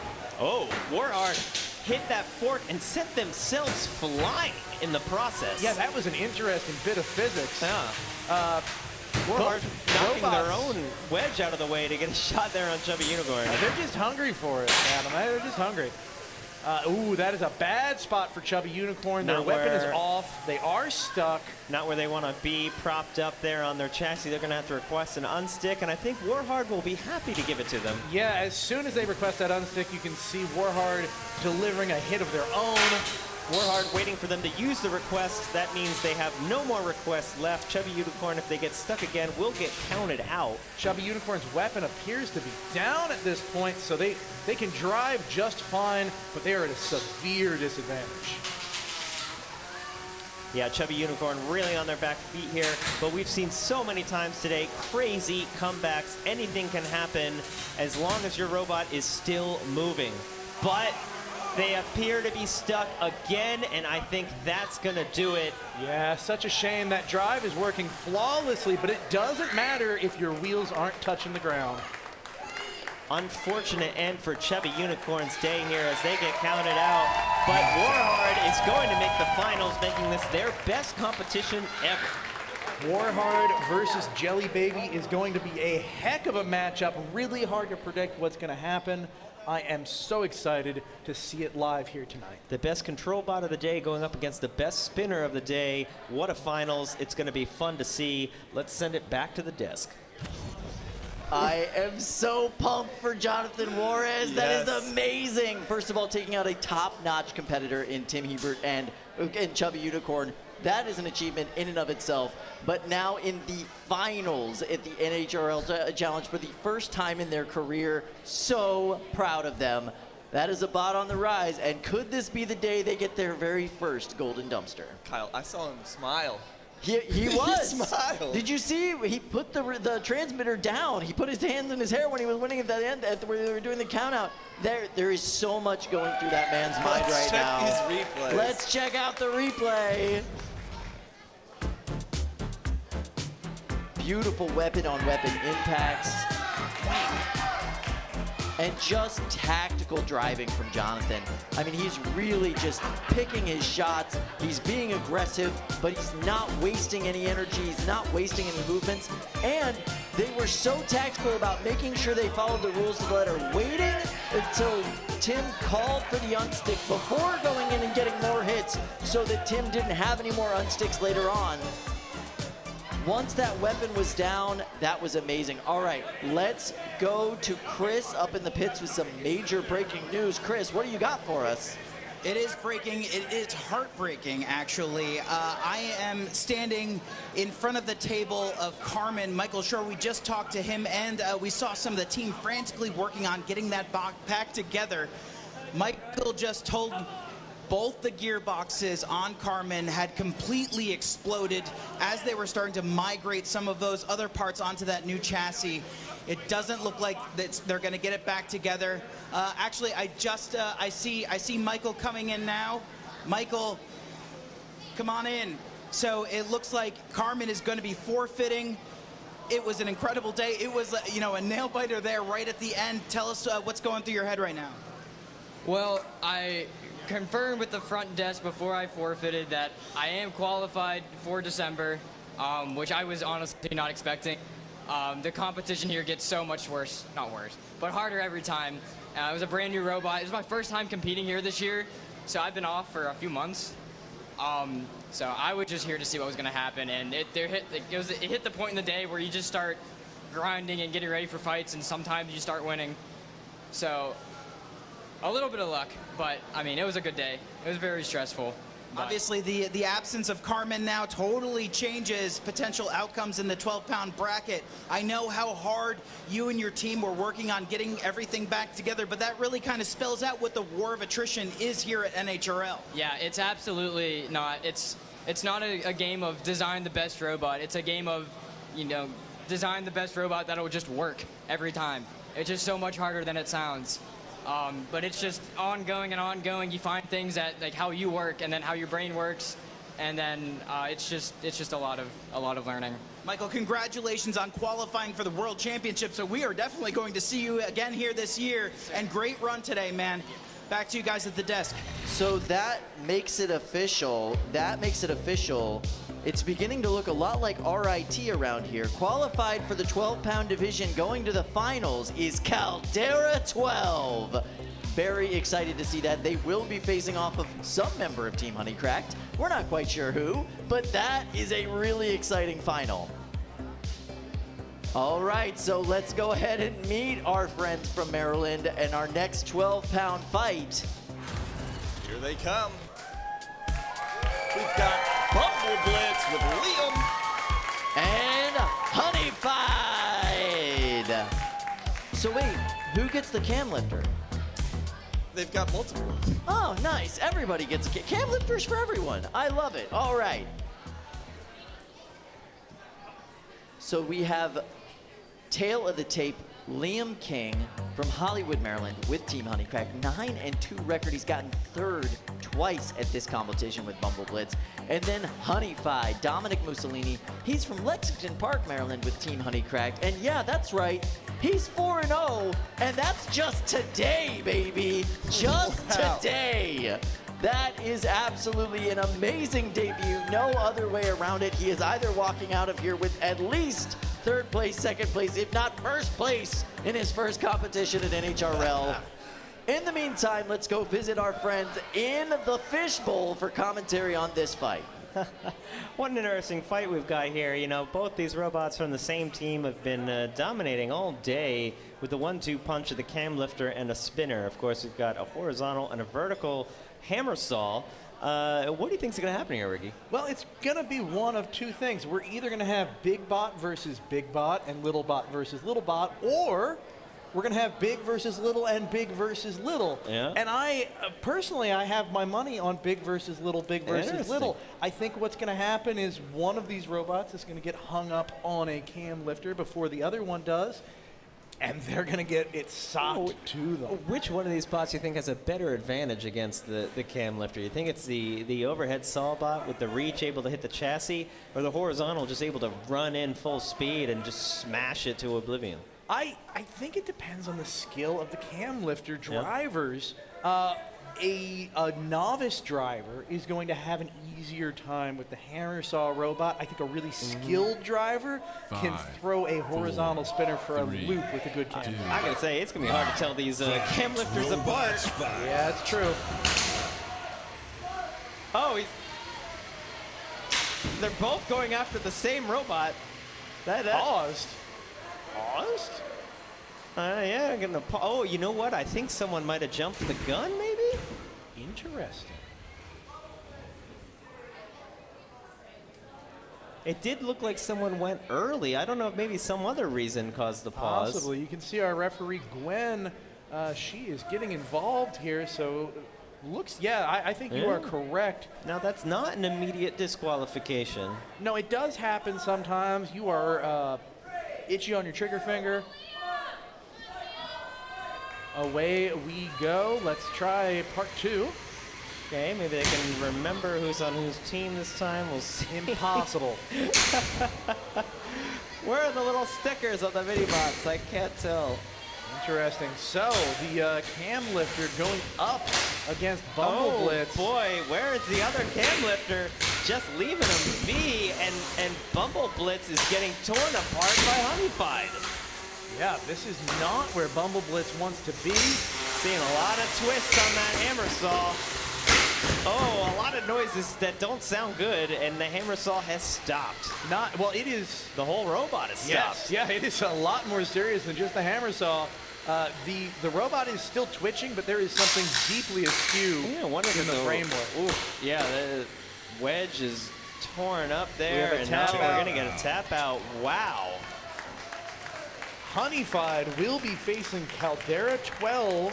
Honey-fied in its first competition ever. Right. Making the cruising finals. its way to the finals. Now, cruising its way to the finals against a stunning competitor. I would not want to be fighting Caldera 12 pretty much ever. But as my first time here at NHRL with this particular robot, I certainly wouldn't want to be facing them. Of course, very similar robots, so it'll be interesting to see can the rookie take on, an experienced version. Yeah, not just the driving skill in that case too, but a refined and revised design versus something fresh out the oven. And we've seen all day, the details of the design matter a ton. Here, it was kind of that base level of the horizontal tearing apart the hammer saw, but time and time again today, we've seen that it's the details, it's the insides, the bits we can't see that are winning the fight. So very interesting final coming up, and we'll throw it back to the desk. Oh. It is absolutely crucial to point out that one of the big factors that might play in the 12-pound final is, in fact, those cam lifters from Team Honey-fied. Huge factor in that matchup. That is going to be very interesting to see how it goes. Glenn Boxhole, phenomenal driver. He's got his son Brian there helping him. We'll see how that goes. This is going to be very interesting. That's not all he has, though, Kyle. No, he also has Clyde, doesn't he? Yeah, he's He got has Clyde. all of the fire. All right, so let's check out the replays of that fight. A lot of yellow going on. Team Honey Cracked action, and look at these hits. Now you can see the cam lifter getting right underneath and lifting them up, preventing the control bot from being in any sort of control and giving Honey-fied a lot of opportunities there. That's when the other cam lifter went out of the game. Beautiful 3-shot combo there from Honey-fied.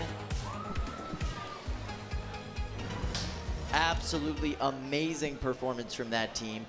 So phenomenal that they get to go to the finals in their very first matchup. They're 5-0 at their NHRL record totally, and that's all today. That's just today. And they now have to go off and face Glenn Boxel and Caldera 12 for the final. That is absolutely intimidating, crazy. I'd That say. is absolutely crazy. I mean, congratulations to the Honey Crack team in general. Getting 2 of their bots this far in the competition of the 12-pound bracket is absolutely amazing. It's gotta feel good. Absolutely. So I cannot wait to see how that goes for them going into the future. And that does mean that officially they now have a better record than BumbleBlitz, right? BumbleBlitz has only made it to 3rd place. And you know what? I like that they didn't hold back against each other. They're teammates. They're responsible for fixing each other's robots, and yet they still sent it to each other. Absolutely. No bars, no holds barred in that one. Yeah. That was really impressive work on their part. And yeah, once again, the cam lifter doing a lot of work, doing a whole bunch of effort to make that all go together for them. So we'll see how that ends up for the 12-pound final. Could there be some big cam lifter action really cinching it for Team Honeycracked? Or some big flame action cinching it for Team Caldera. How much Clyde is left right now? You know what I mean? It's been melting itself all day. Yeah, but that's what he does. Yeah, that is what he does. All right, so ladies and gentlemen, we are going to have our second Havoc Challenge of the night. Let's go ahead and meet our competitors right now. All right, we've got coming up. What is this? I mean, that looks like a giant robot. Oh, full of dodgeballs. And what's it saying? Oh, is this Circuits O'Houlihan? Circuits O'Houlihan? And that seems heavy, heavier than 30 pounds. I wonder who it's fighting. That is insane. Yeah, so there we go. They got, all right, it's switched on. All right, so who's Circuits O'Houlihan going to be facing off with in this challenge? It looks like they're closing up the door. What? Why are they closing up the door? Who are they going to fight? I don't know.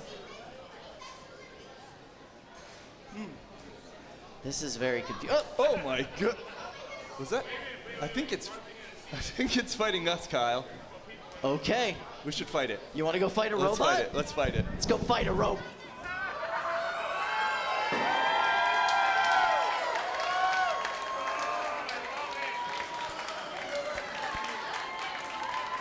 Let's go.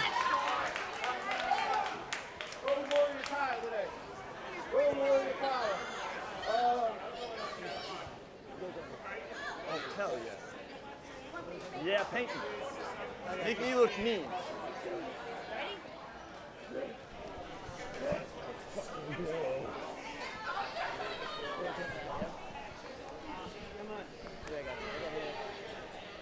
Reach my strap.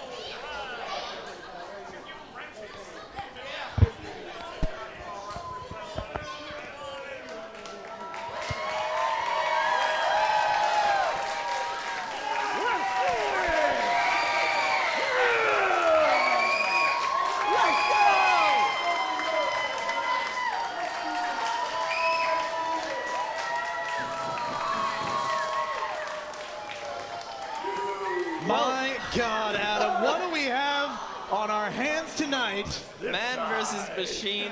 Has this ever happened before? Every day. This is every day of my life. It's never been on camera before. This is all new, folks. This is never happened before. An uprising of epic proportions. Circuits O'Houlihan taking pot shots. And a Oh, dunk a point for the immediately. humans. We're gonna let the fight actually start. Oh, it didn't start yet. Warm up? I don't know. They just yank take it back? Just take it. Give me the ball back. Oh, a big hit on Sam, taking it right to the lower extremities. Kyle getting pelted as well. It's getting intense now. There's a lot of shots.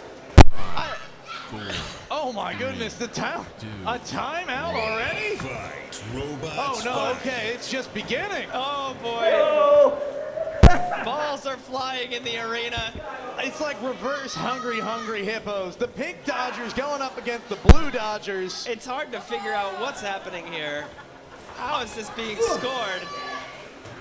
There's no rhyme or reason. There is madness and machine. I think Circuit Houlihan is winning this one. Yo! Ricky, what is the strategy in a fight like this? The strategy is don't get hit. Don't get hit. I've seen a lot of people go, oh, is that a catch? That is a catch. That That is right back. That is an assertion of dominance. He caught that one with his face. Circus has got a thing for Sam now. It has a taste for blood. There's only one fate for a robot gone mad. Oh, from the ropes.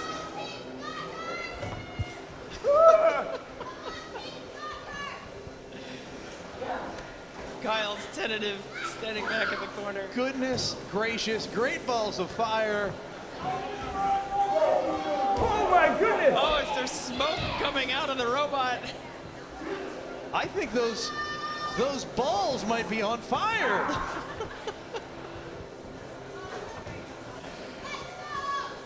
They're just reloading the robot with ammo. Yo! Oh no! That ball is getting chewed up by the friction device in the front of that robot, or it's just really angry. Really angry.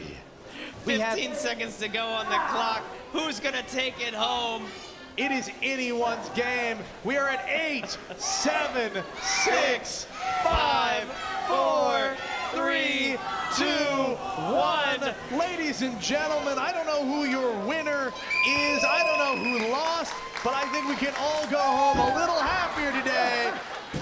We're all having the winners seen here. whatever the hell that was. A Houlihan with a little victory dance at the end.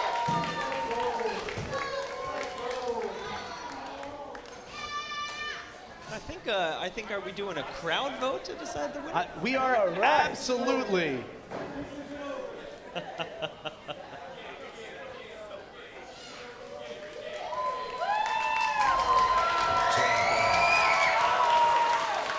They certainly did tap their way out of the arena.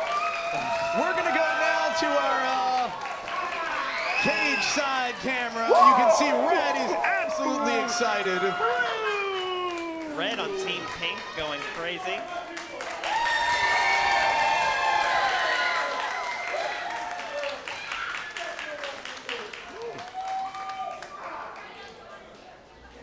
Oh. All right. This is going to be a survey. Can the crowd hear me? All right, the crowd can hear me.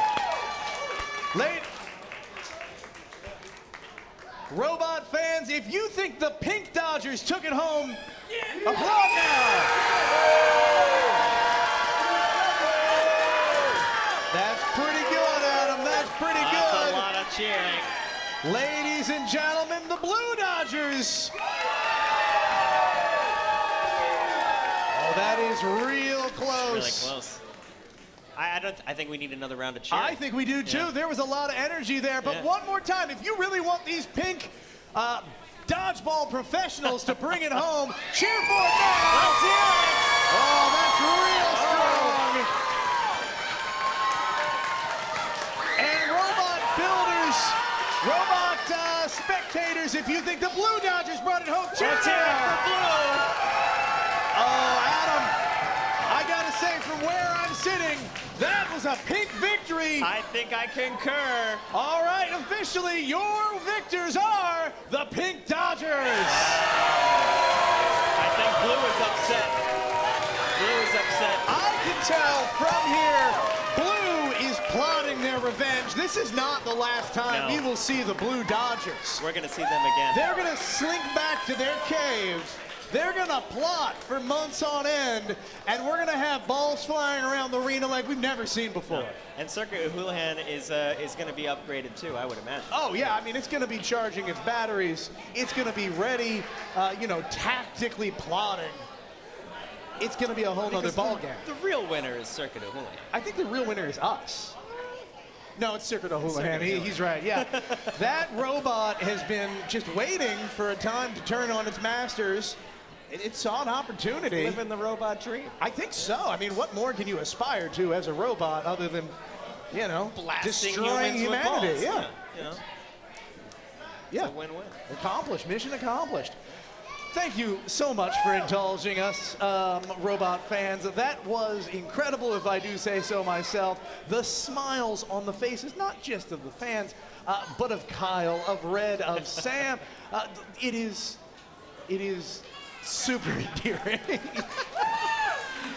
Certainly Look at those faces. Look at those faces. I think Kyle might have a stroke. There's an aneurysm in the pinkness of his face. It's just waiting to happen. We're going to go up to Chris. He's got a report for us. Chris, can you hear me now? I mean, I have my own analysis on that. Obviously, the pink team, they had a great aggressive strategy. The blue team played the defense, but you know what? At the end of the day, it all came down to points scored, and I think that the audience was probably right with the pink team. But as far as the pits are going up here, I got my camera guy back. It's getting pretty empty. That means that we are at the most exciting part of the night. As we are about to see some of our final matches, we have some great stories that are about to play out. I'm so anxious. I don't know. Are we gonna see a control bot take the 3-pound division? Are we gonna see Glenn living with us for the rest of the night? Like, what's going on here? Just getting ready, waiting on for the finals to be ready. Got Caldera 12 ready to fire up, and I think it is going to be one heck of a match. You've got two horizontals that both hit hard, so God knows what's going to happen. We've seen horizontals doing fantastic in 2024. Is this the year of the horizontal? I think so. I sure as heck hope so. And then would that make you, I don't know, the prince of the horizontals? I don't think I can go there and do that one. Okay. I've been lucky so far with my Caldera 3 was a horizontal. Now with this 12-pounder is a horizontal. It's been going fantastic. Glenn, you look cool, calm, and collected. Good luck. Thank you, Chris. Back to you guys at the desk. All right, so I'm going to go ahead and say it, Sam. I don't think that war paint helped you out any there, buddy. I think that it might have slowed you down a little bit. What you think? Yeah, I don't know about that. I think the pink team, I guess, had some sort of ringer going on, because I saw you getting hit left and right. Oh, I dodged every single one of those balls. No way, no way. And my teammate finished off that matchup with an elbow drop onto the bot. That was a phenomenal performance by the pink team. Neither of us got hit the entire time, and I scored like 50 baskets. Well, at least you didn't break your glasses from a headshot. All right, I've never, ever wanted to get inside the box with one of these robots before, but after that experience, I'm ready. Let's take on Boreon. All right, I want to go up against, any of them. Let's you and your bring pink it. team can fight all the robots you want. I'm in. Let's go. Listen, I want knockoff white. Tell Adam Wrigley, let's go. I want knockoff white next. No, I'm not. I'm not fighting knockoff. I'm not fighting knockoff white. One little taste. But you know what time it is right now, ladies and gentlemen? It is time for a final. Yes. Let's go ahead and check out the 30-pound bracket, see what got us to where we are today. That's right, Mirage, the rookie, the brand new bot, made its way through Mirage and KaZaA Lite. And they're going up against Phenomenon, Brandon Bennett Young. They went through BeeForce, they went through Anxietii, and now they have met in the finals of the 30-pound bracket. Who is going home with the Golden Dumpster? Let's find out today.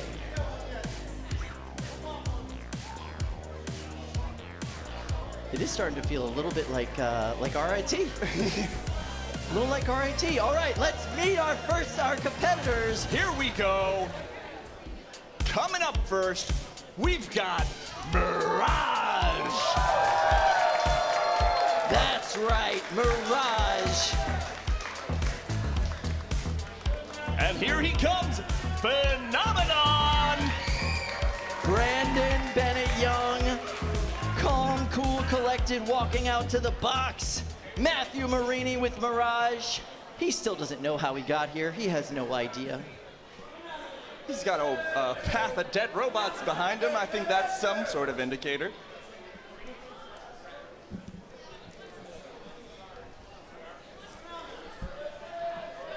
All right, they are firing these bots up, turning them on. Here's the tail of the tape from the Mirage team. We've got Matthew Marini from Palm City, Florida.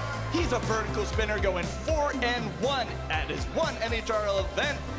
Brandon Bennett Young brings Phenomenon all the way from Bowie, Maryland. It's a vertical spinner with a 19-15 record. This is his 9th NHRL.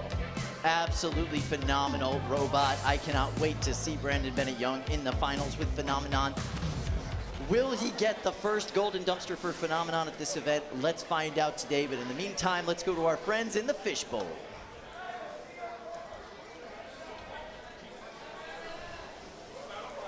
Pink. No, I'm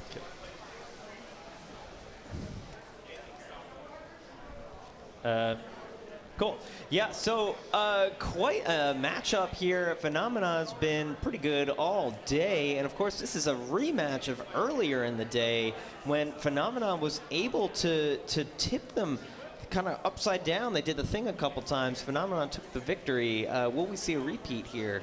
It's really hard to say. Phenomenon is so well driven and so well constructed. It's going up against a robot that by all means has the ability to knock it on its butt. But with a robot fight like this, it's all about your driving prowess. Yep. It's all about your strategy. And frankly, this is a much newer design, much newer builder. There's a lot of opportunity for mistakes. Mirage's drive has been dialed in all day, very controlled, very durable, but the weapon has not been there. Do you think the weapon's going to be able to hold up here in the finals and pull out the victory? I think the weapon is going to hold up. It really only needs to deliver 2 good hits, I'd say. I just don't know if it's going to be able to get the delivery that it needs. Here we go, out of the box, both taking it slow, spinning up. Oh, the weapon is down spinning up on Mirage. Phenomenon spinning up. Yeah, that said, despite Phenomenon's big hit to the front of Mirage, Mirage is showing no signs of stopping. Mirage is so heavy, so big. Phenomenon needs to build up the speed on these hits to be able to deliver any sort of inertia and get that tip it's after. Otherwise, it's just going to be shooting sparks off the front. Really incredible how well Mirage is able to face its opponent despite its size and its drive style. Decent hit there, but still unable to get Mirage flipped over. Now, you see on the front of Mirage, there is a... and there it is. That is the moment Phenomenon was looking for. Mirage. Whoa! Mirage can run upside down like this, but if it gets tipped just a little more onto the fronts, it will be stuck. That's what Brandon's going to be looking to do, and there it is. Big pieces missing, but it doesn't really matter. The fact that it's stuck right now, we're going to have an unstick attempt, and it's going to be successful, but that only needs to happen one more time for this match to be done. Ironically, Flo has tipped him in a worse position. Yeah, I don't think this is what Mirage wanted. But there you go, a little help from Phenomenon gets them back on their wheels. That's going to count as a successful unstick. Hey, and it's a full self-right. But look at this. The UHMW on the back of Mirage is so distorted that it's making it hard for those legs to grip the ground. They're still touching a little bit, but much less than they usually do, and that's significantly impacting their mobility. The front armor package now gone on the front left. Is that a lipo bag? It is. That is a strategy people take. What better place to store your lipos than inside of a lipo bag inside your armored robot? I guess it can keep your robot from getting too smelly. Let's see if it can protect It's against the a weapon bold of Phenomenon. strategy, Adam. Let's see if it pays off for him. Phenomenon covering the tickle in that bag a little bit with the It's weapon. just a little easy follow going on there. In a way, Brandon's being nice here, not going directly for the gaping hole of the bag of batteries. Instead, go around the side. It is peeling apart Mirage like it's a tin can from the 1920s. Mirage's armor has been holding up all day, but the power of Phenomenon too much. Wow! What Look a at that hit, hit. and That there go bag the has batteries. been- What a hit. Completely, look at the calm, cool, collected face of Brandon Bennett Young. Taking home a victory and qualifying for the World Finals. Yeah, look And at it's that like smile he's on his doing his face. taxes. No, he's happy. No, He's happy. The tiniest little smile on Brandon says so much. Oh, that's gotta feel good to come here and have basically an unbeaten day. You know, and for Mirage here, they're qualified for the finals as well. Brandon is the only person in this building today who can say in a certain sense that he just, he didn't sweat it. Yep. We're gonna head back to the desk now and get prepared for our next fight. I am so impressed with Brandon Bennett Young, but let's go ahead and give a little bit of props to Matthew Marini. First time at NHRL, ends up in the finals of the 30-pound bracket up against one of the best bots in the division, Phenomenon and Brandon Bennett Young. Absolutely phenomenal to him. Congratulations. Looking forward to seeing how your career goes forward. That was incredible. How about Brandon? How about Brandon?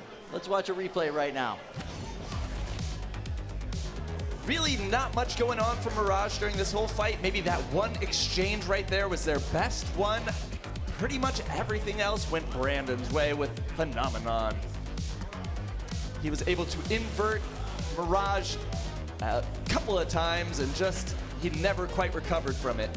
You know, Brandon could have won this fight probably 3 times before he actually won the fight. He chose to let it go on longer. He wanted to put on a show. He wanted to put on a demonstration, and I think he wanted to do a little bit more damage before he went home. All right, let's check with Chris. Brandon Bennett Young, Phenomenon, going to the World Championships. I'm starting to see a pattern developing here. Yeah.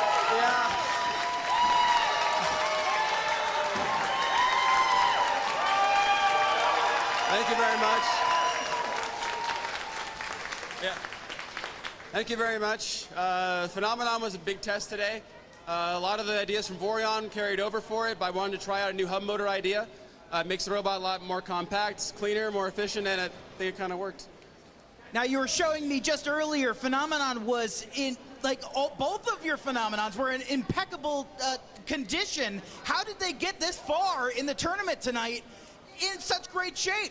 I mean, it was scratched. There's paint probably on it somewhere, but no, but really, it was just very tactical driving. I think a lot of my competitors just were trying to get some new stuff working out for them, so they were trying to get it going.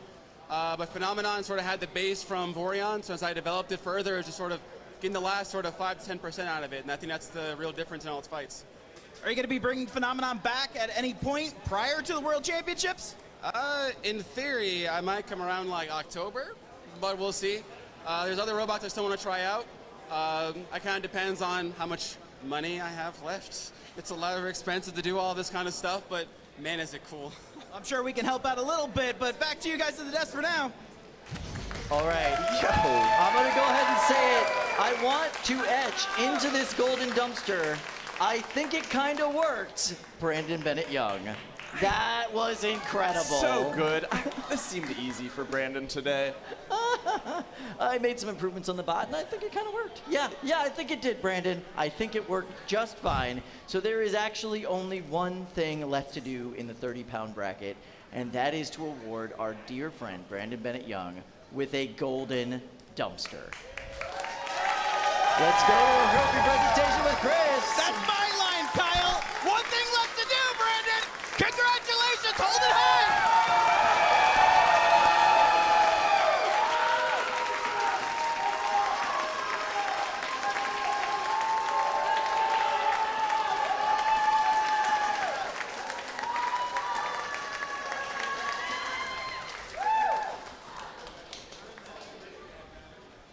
Oh, it just doesn't get old seeing Brandon lift dumpsters. I am so proud of him in every single way. Couldn't happen to a nicer guy. Couldn't happen to a more hardworking guy. That is phenomenal, and that is phenomenon. Your 30-pound champion at the June event. Going on to the World Championships. How many robots is that qualified for him now?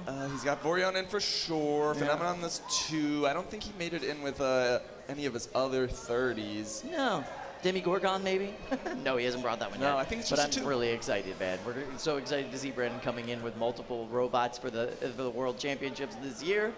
Could we see a Brandon Bennett Young Golden Brett in 2024? Yeah, for sure. It's possible. For sure. All right, let's get ourselves ready, ladies and gentlemen, for the 3-pound final. Jelly Baby having a banner day, going through Radix, going through the greatest challenge, and now facing off against WarHard. WarHard had to face off against Comet and Chubby Unicorn, top-ranked bot in the event today. And now, we're gonna see a control bot go up against pure, hard-hitting chaos in WarHard. This is your 30-pound final, or 3-pound final. We just had 30 pounds, you know, it was there. Some of these robots hit as hard as 30-pounders. I am so excited to see these bots coming out. So we are going to have them out shortly, and this is going to be a very interesting matchup. 2 phenomenal drivers, one of them with a devastatingly powerful vertical spinner on it. And one with some compliant, ready to take those hits, sort of flexible armor. It's going to be a good matchup, different approaches to the same problem. And I'm excited to see a roofing, honestly, from WarHard. Yeah, absolutely. I cannot wait to see this matchup. Jonathan Juarez has been on the rise in this competition. He is so excited to be in this final. I know that he is. I don't know if he was expecting to go up against a bot like Jelly, but I think he's got a strategy. He's going to be ready. Is it a different strategy? You know, just point the spinny end at him and go forward? I mean, you got to figure out what angles you're actually going to hit them at. Going straight on against Jelly is not always the best idea. That's fair, but he does have his little ringer in Peter Garnache with his smaller robots that are looking to just tee up Jelly Baby for a hard WarHard shot. Absolutely. Peter Garnache has been clutch for him all day And long. for a lot of people today, he came in as a multi-robot ringer. Yeah, it really is true. What does he call those little things, by the way? What? Legally cheating? That's a flex right there. I kind of like it. I kind of like it. So yeah, we're going to see how that goes for them. It is nice to give WarHard a bit of a ground game with that ringer from Peter Garnache. It's going to be necessary in this matchup. I don't know, Kyle. You don't know? I don't know. WarHard just hits so hard. Oh, let's see. Awesome sign over there. Go, Bo. We got a picture of Sparky on there. Loving life. Go bot. Yes. Yeah. Thumbs up. That's nice. That's a kiddo way up past their bedtime to see some robots fight. fighting. Love that one. Another kiddo up past their bedtime to watch robots fight. I love to see it. Cute. Got a little red sticker on that one, too. Yup. Some beautiful handwriting on these signs. Just, Yeah, the knockout on the I back. love it. What do we have here? Phenomenon. Yep, that sign worked all right. Yeah, lots of support in this crowd for Brandon Bennett Young and Phenomenon. Hard-working guy. Yeah, he brought home the dumpster with that sign. That's right. Absolutely deserved it. What else we got in the stands? Oh, gotta get a red sticker on that one, too. Yeah, that sounds about right. Listen, Red knows how to do self-promotion. He's very good at it. He's very, very good at it. All right, so we are getting ready for our 3-pound final, but also coming up, we have 12-pound horizontal destruction later on tonight. Very, very interested to see how that goes. That's Team Honeycracked going up against, well, Caldera 12. Really, I think a lot of people's favorite to win the 12-pound division today. I think so, too. So that is a very interesting horizontal-on-horizontal matchup. I'm very excited to see how that goes. The new blood versus the old blood, as it were. But at the same time, this is Caldera 12's first year. Yeah, and, I mean, Glenn was brought into the sport from his son, Brian, so he hasn't been doing this even as long as his son has. No, he hasn't. That's true. Yeah, he did this so he could bond with his son. You know what I mean? He wanted to like get involved in something that his son really cared about, and now he's a name in this sport in his own right, a very well-known name in his own right.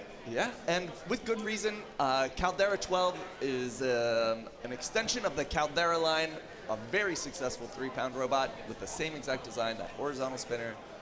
So to take your robot and scale it up, and then the first year you're in the finals, you're going to be qualified for championships. That's a pretty big deal. Yeah, absolutely. And already won a big competition this year at RIT, as I recall. Yes, he won that with the 3-pound version That's right. of Caldera. So he's at championships with 2 robots at this point. 2 weight classes, 2 robots at this point. That's pretty amazing. Making it all the way to the finals. Very impressive work by Glenn Boxall. Who knows, Kyle? Maybe Caldera 30 by the end of the year?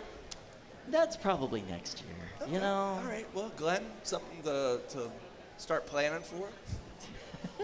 Yeah, we'll see. I would like to see it. That would be a lot of fun. A 30-pound Glenn Boxall fight, I'd be down for that. Do you think he would still bring Clyde along for the fun? Maybe he would bring Caldera 12. Ah, yeah. That's almost an undercutter at that weight class. Great idea. Yeah. But we will have to see what happens next year. We'll see if he can even bring Clyde along with Caldera 12. It's going to be exciting to see. We'll have to see if he can bring Clyde along in this matchup. I mean, Clyde was mostly molten by the end of their last fight. But at this point, it is time to meet our finalists in the 3-pound weight class. Let's go ahead and go to them now. All right, and coming out first, it's Jelly Baby! There she is. Paige is so happy to be here. She's been driving phenomenally all day, and the bot has been working beautifully. She is primed and ready to go for this matchup. And next up, Jonathan Juarez and WarHard!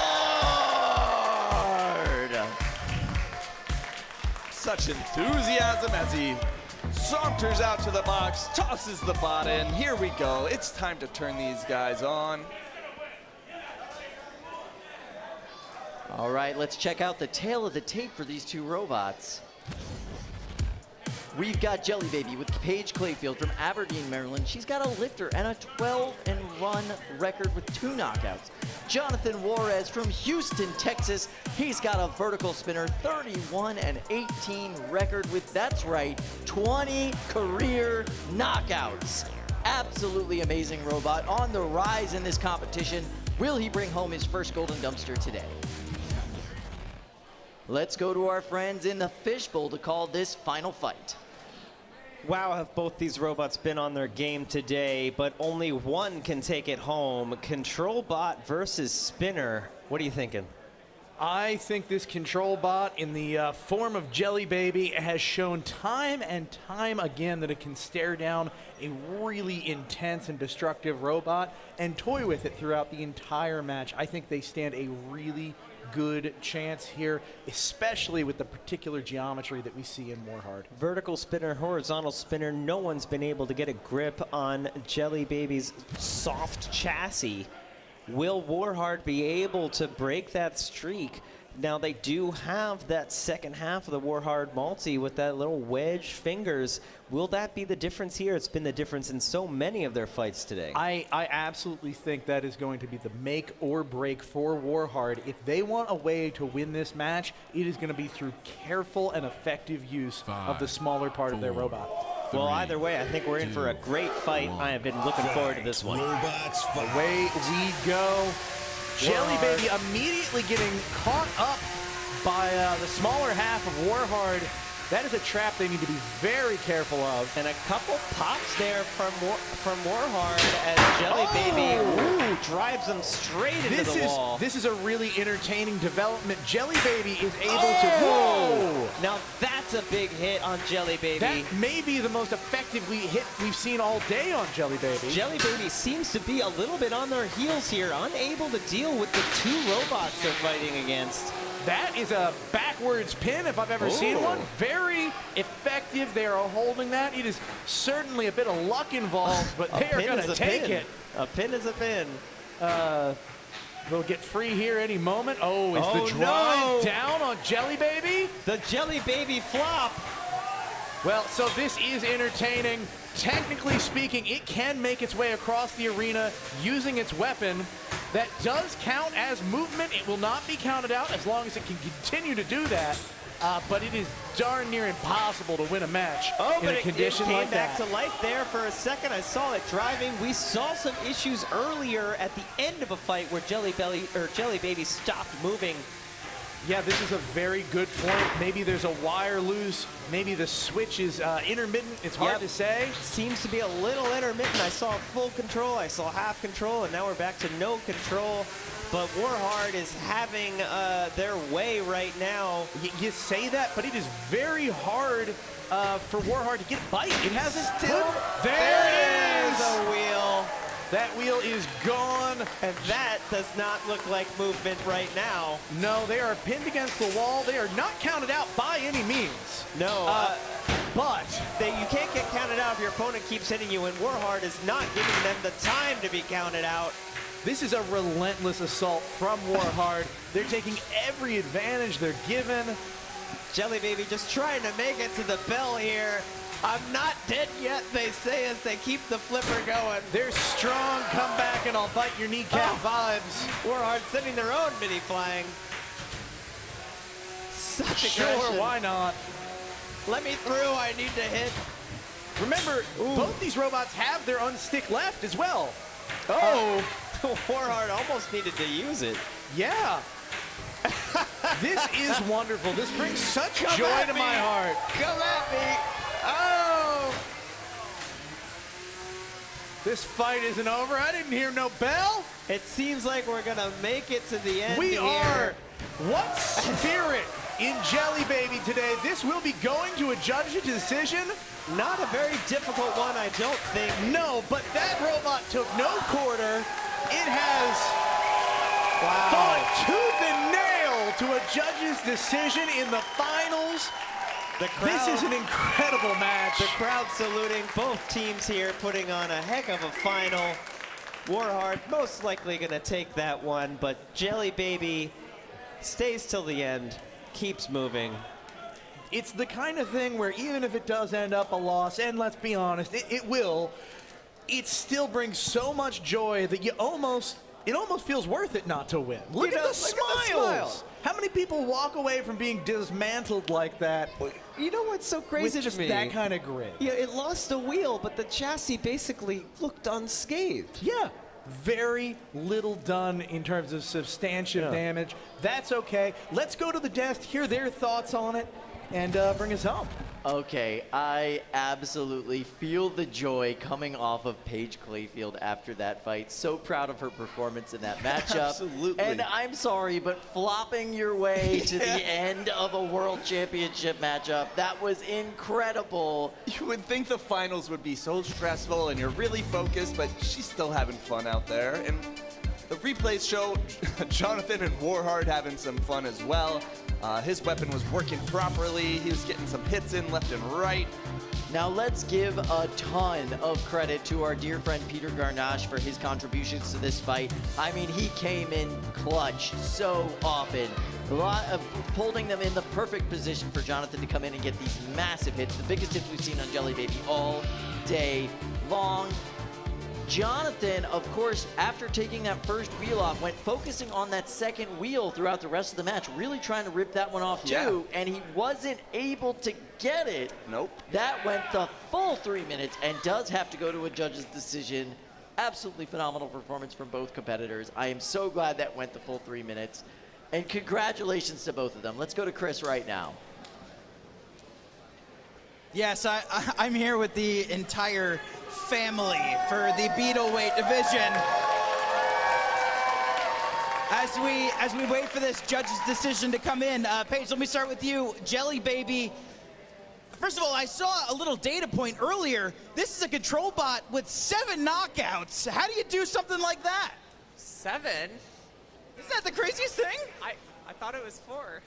Oh, it was, Control's telling me that was a typo. That is well, anyway, Jelly Baby, a very resilient Control bot. Tell us about some of the design elements that went into it that makes it be able to go 3 full minutes against a bot like WarHard. A lot of iteration. This is my 3rd robot. It took a lot of CADing and design and failure. My first 2 robots got knocked out in their first rounds. And then I took everything that I learned in those robots and I applied it to here. It has 5mm thick TPU armor. It has reinforced screw holes so they don't pull through the head when I screw them down. And square nuts. Regardless of the judge's decision, you are qualified for the World Championships. We're going to be seeing Jelly Baby in the World Championships. Congratulations. Jonathan, let me just talk to you. Great run. You didn't come here from Texas for nothing. Yeah, I wanted to focus on the 30, honestly. That didn't work at the very beginning, so I said, all right, let's just focus on this one instead, and it did well. It did well. So not only did you build this beautiful bot as an entree, but you had some incredible garnache on that plate. Peter, tell us about your day. So I've had a crazy day. That was fight number 23, which might be a record. And currently I'm at 20 wins, which is ridiculous.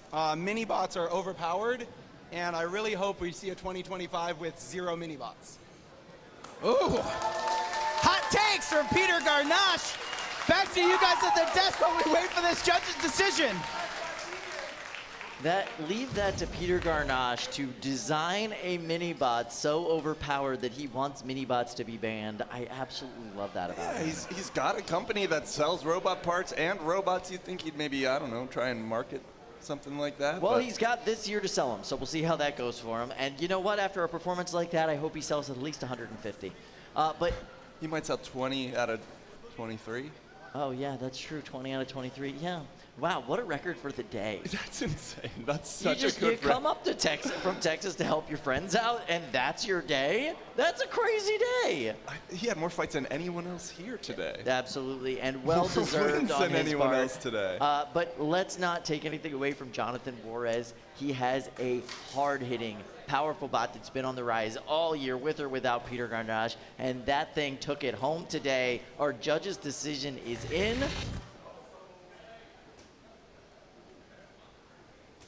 All right, and it is official by a huge margin. Oh my goodness. Jonathan Juarez and WarHard. No question about it. This dumpster's going to Texas. So proud of Jonathan. The way he's been performing all year, we really had to believe it had to be a 2024 dumpster year for Jonathan.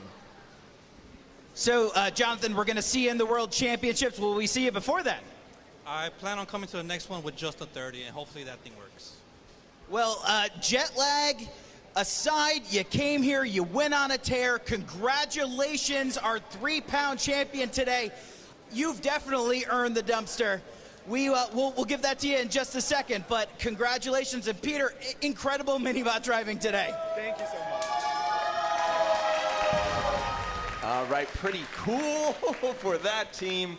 It's amazing to see how Jonathan is like still so calm, He's like so outwardly cool, so calm. I just know he's wanted this bad. Yeah, he's been working so hard for this. He's been performing phenomenally for this entire year for this. I am so proud of Jonathan Juarez. He has beautifully designed robots that hit amazingly hard. Congratulations to him. I cannot wait to see him in the World Championship, and I can't wait to see him come back with WarHard XXL next competition. That is going to be phenomenal. 30-pound division. Look out for that one. In the meantime, though, let's go to Chris. One thing left for me to do, Jonathan Juarez, WarHard, congratulations!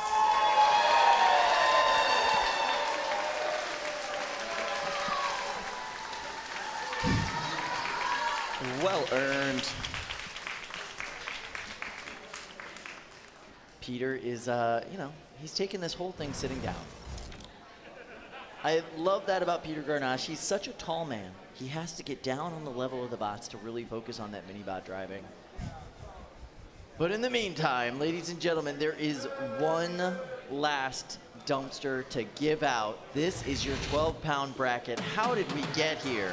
BumbleBlitz took on Grim Reaper. Grim Reaper. Honey-fied took out Avalanche, and then they took out their own teammate to get to the finals. That's right. And then down at the bottom of the bracket, Caldera took out Full Court. That's right, reigning world champion, Full Court. Huge. They took out classic competitor Carmen to make it all the way to the 12-pound finals. It is going to be horizontal spinner versus horizontal spinner. Caldera versus Honey-fied. They are about to load into this box. I am so excited for a mirror match. I wonder if they're going to be spinning to impact or to accelerate each other's spinners. All right, ladies and gentlemen, coming to the arena right now, it is Honey-fied!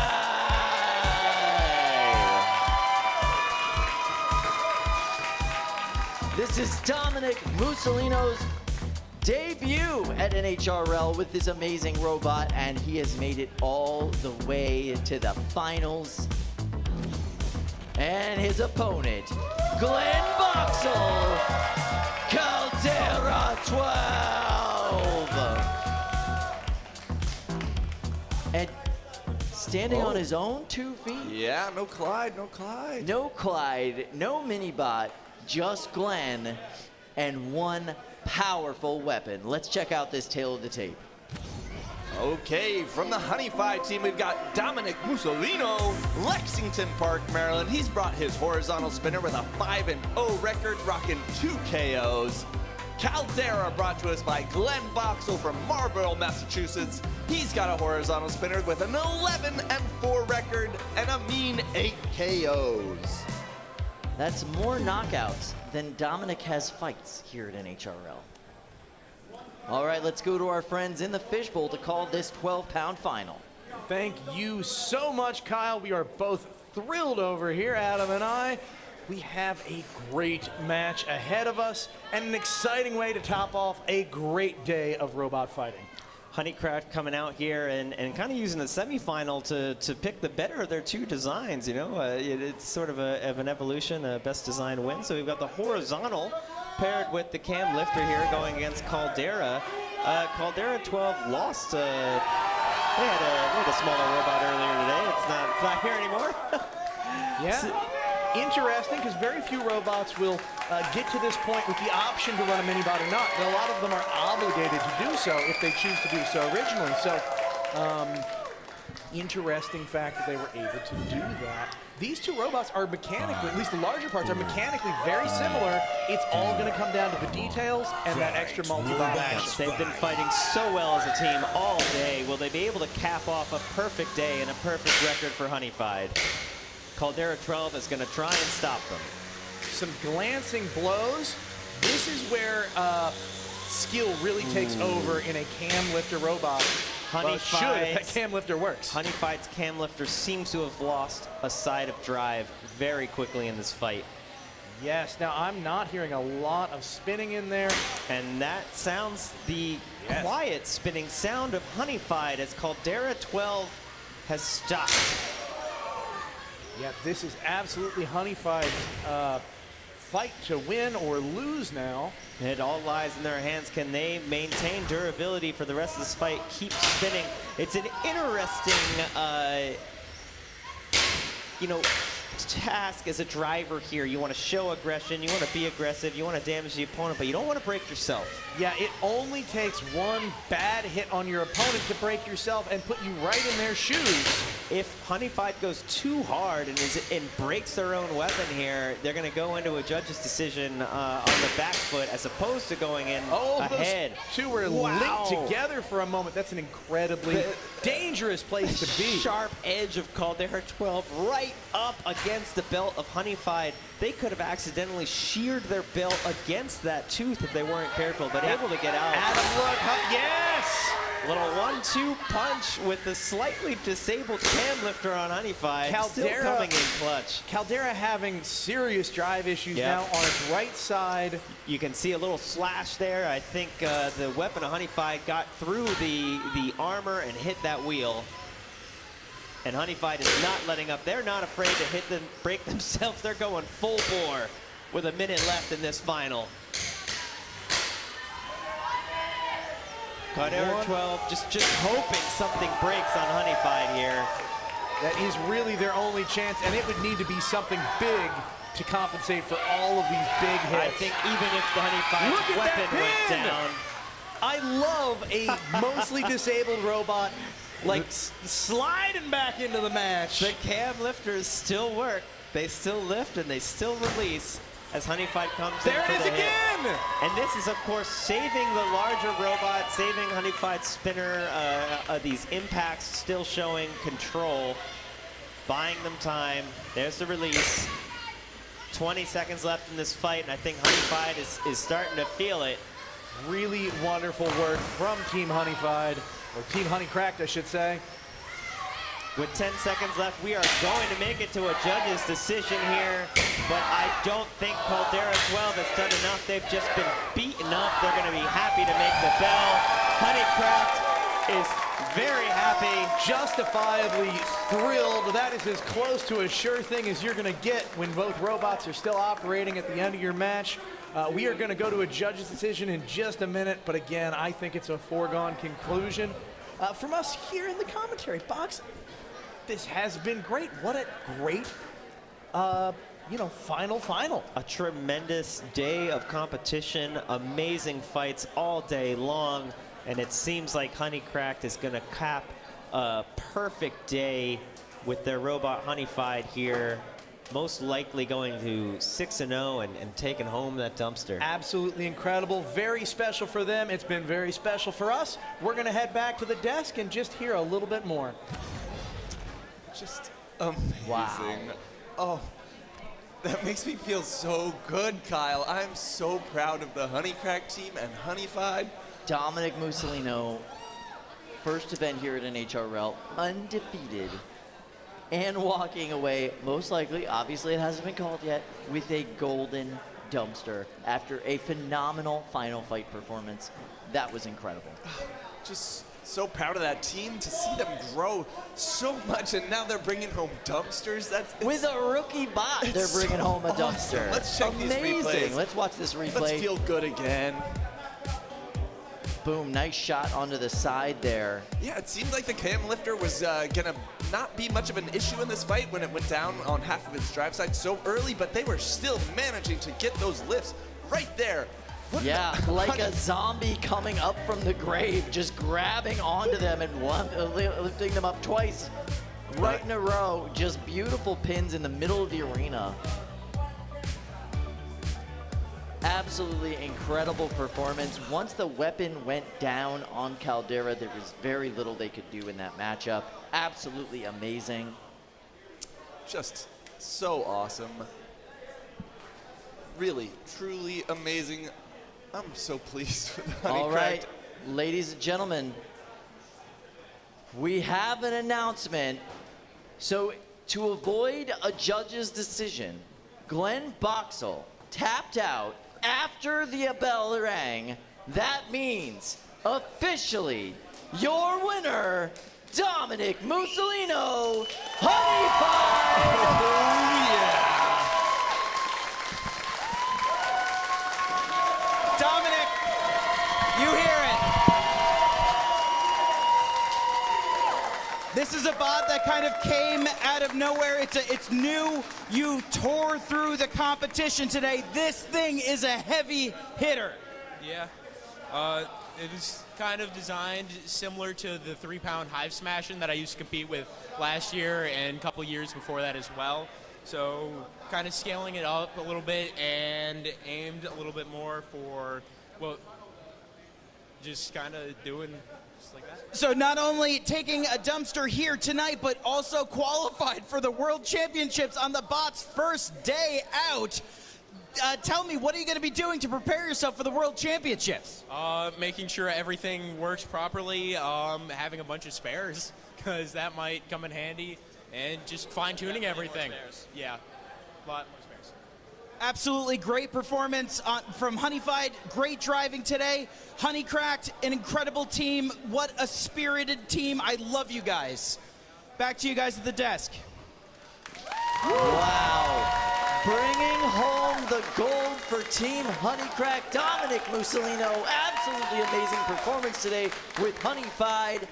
That is what you like to see. Absolutely incredible 12-pound final.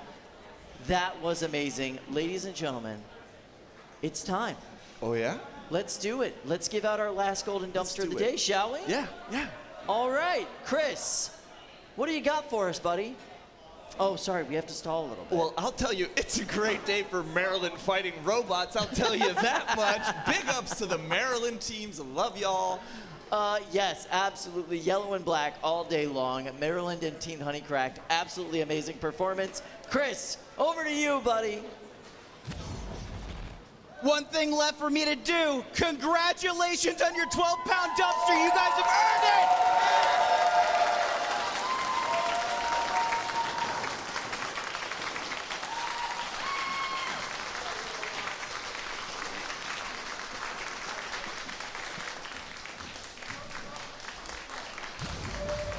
All right. Ladies and gentlemen, this has been a phenomenal June edition of NHRL National Havoc Robot League. Thank you all for joining us. Thank you all for joining us in this chaos. We will see you next time. Have a beautiful night. Bye.